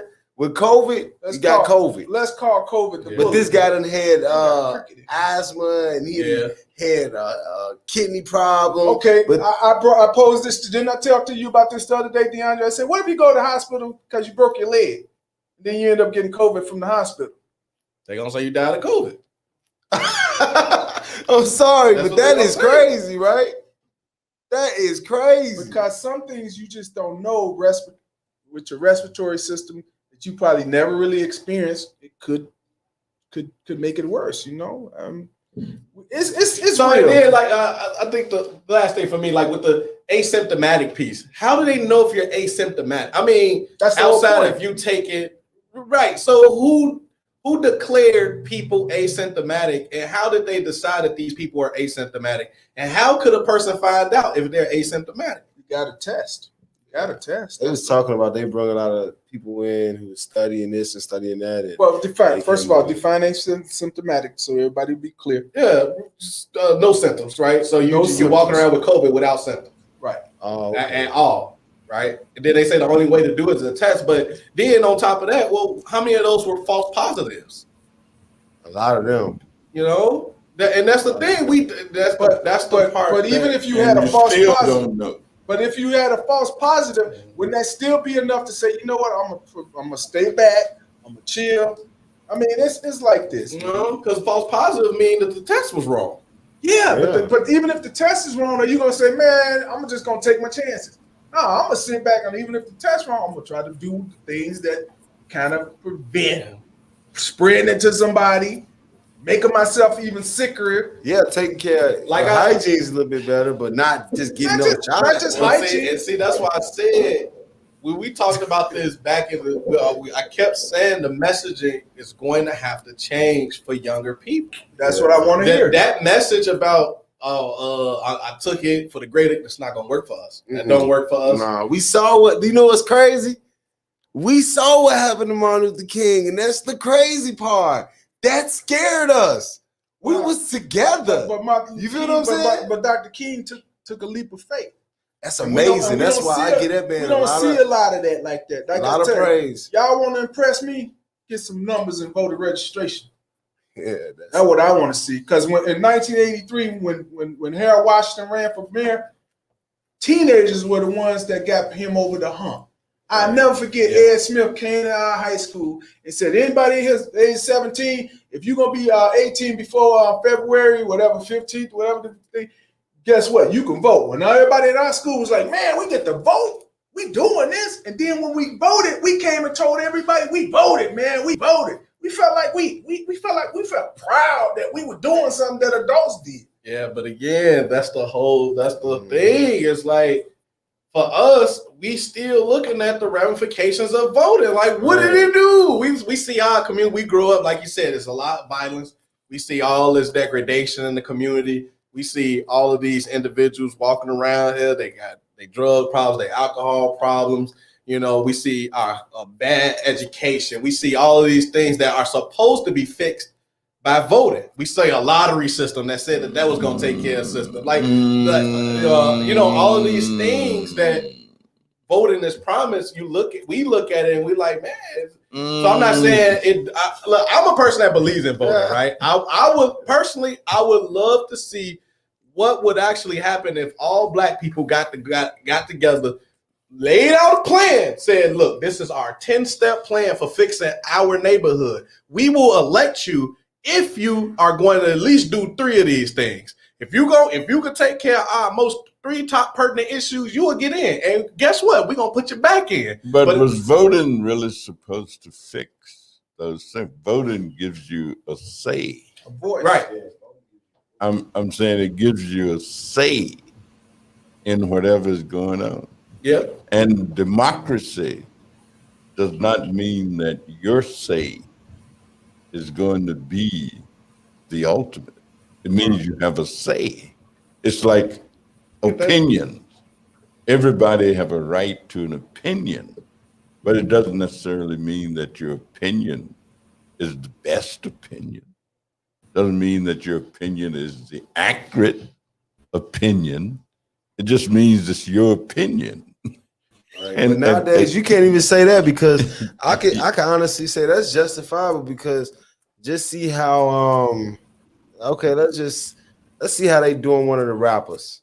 You know, when he made a comment about homosexuals and transgenders and all that stuff, they didn't give the man not a break. They tried to cut his income and everything. If you say something I don't like, I don't have to buy your rap. Yeah. I mean, my rights end where the next person's rights begin. Yeah.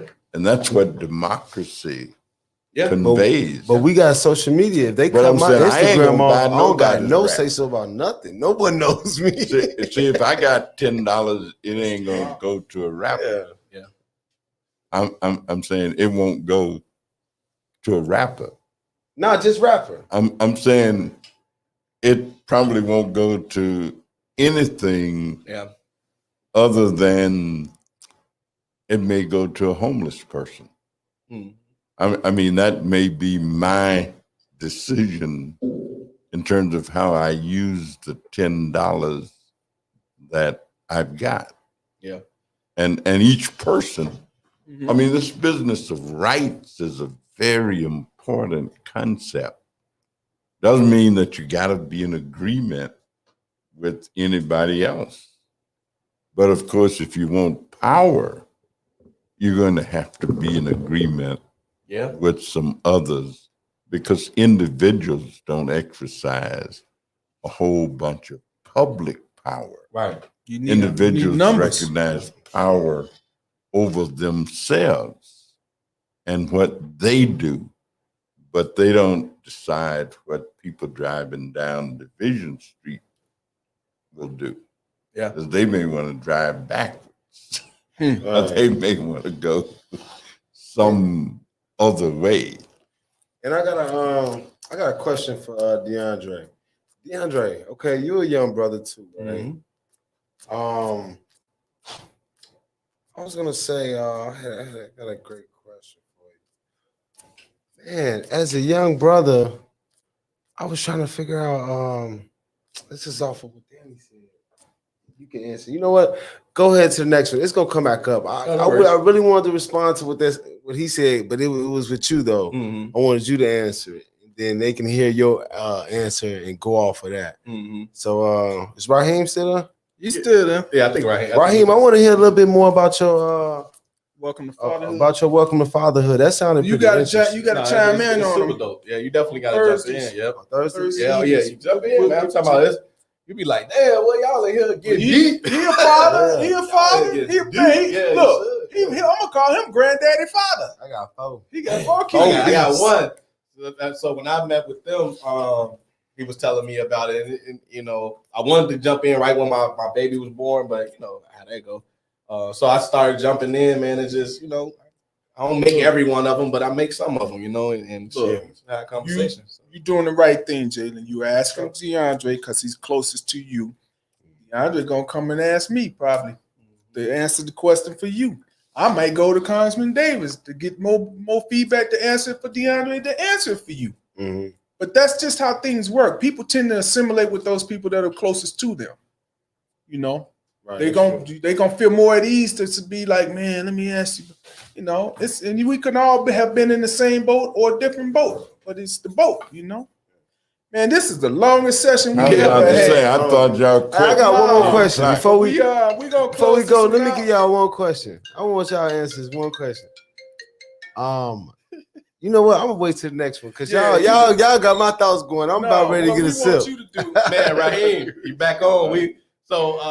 Jalen wanted to hear a little bit more about Welcome to Father. He said, man, you had him intrigued with it.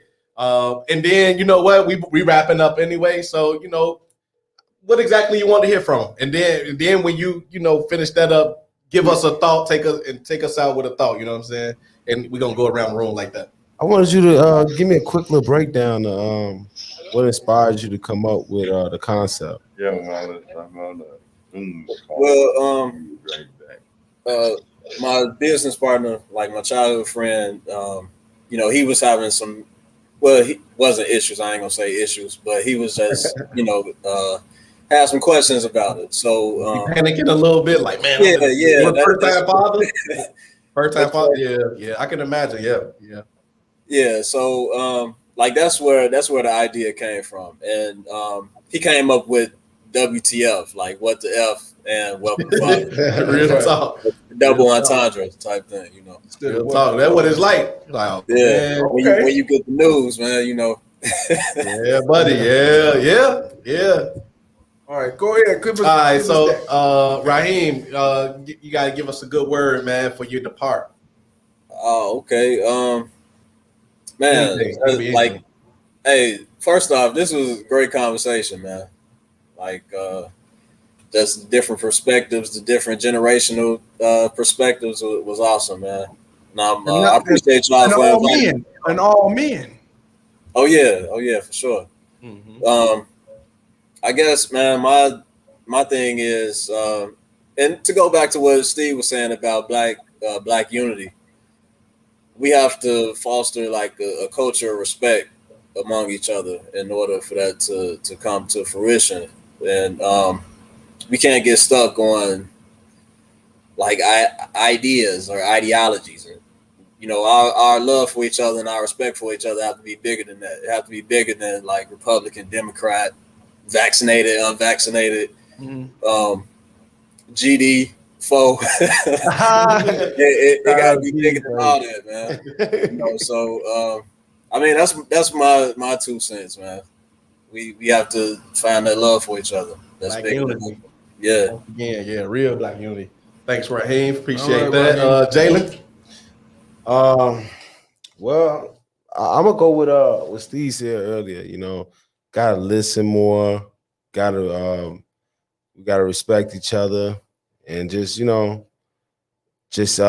keep God first and try to get back into what make us happy and keep us positive and keep us motivated. You know. Congressman? I think there has to be enough communication and organization in a mass kind of way to make whatever we're talking about become real. Mm-hmm. Steve? Hey, I'm just ecstatic that we had, 5, 6, 7 men, multi-generational, different ethnicities to kind of come together and have this logical talk that can motivate us to the next level. Because I'm gonna tell you, just like the congressman said, power comes in numbers. We got to get them numbers. Yeah. And as Malcolm X says, by any means necessary, we got to get them numbers. Yeah. All right. For me, man, I'm just going to say that consistent, when we talked about discipline earlier, as I mentioned, that's just consistency or consistent good habits, or just doing good things consistently turns into discipline. And being patient is not a bad thing. Nope. Everything is on the other side of your patience and your persistence. And look at the Grand Canyon. That's a fact. It was a patient thing. It was a patient thing. Oh, yeah. All right, with y'all. That being said, man, we just, again, like to welcome y'all to Northwest Austin Council. We appreciate y'all staying tuned. Yeah. That's right. In closing, like I always say, man, they didn't want to give us a seat at the table, so we created our own. That's right. And 50 years in coming, 50 look good at the Northwest Austin Council. Yeah, good on it. All right, y'all. All right, peace. All right. So, All right. Hey, we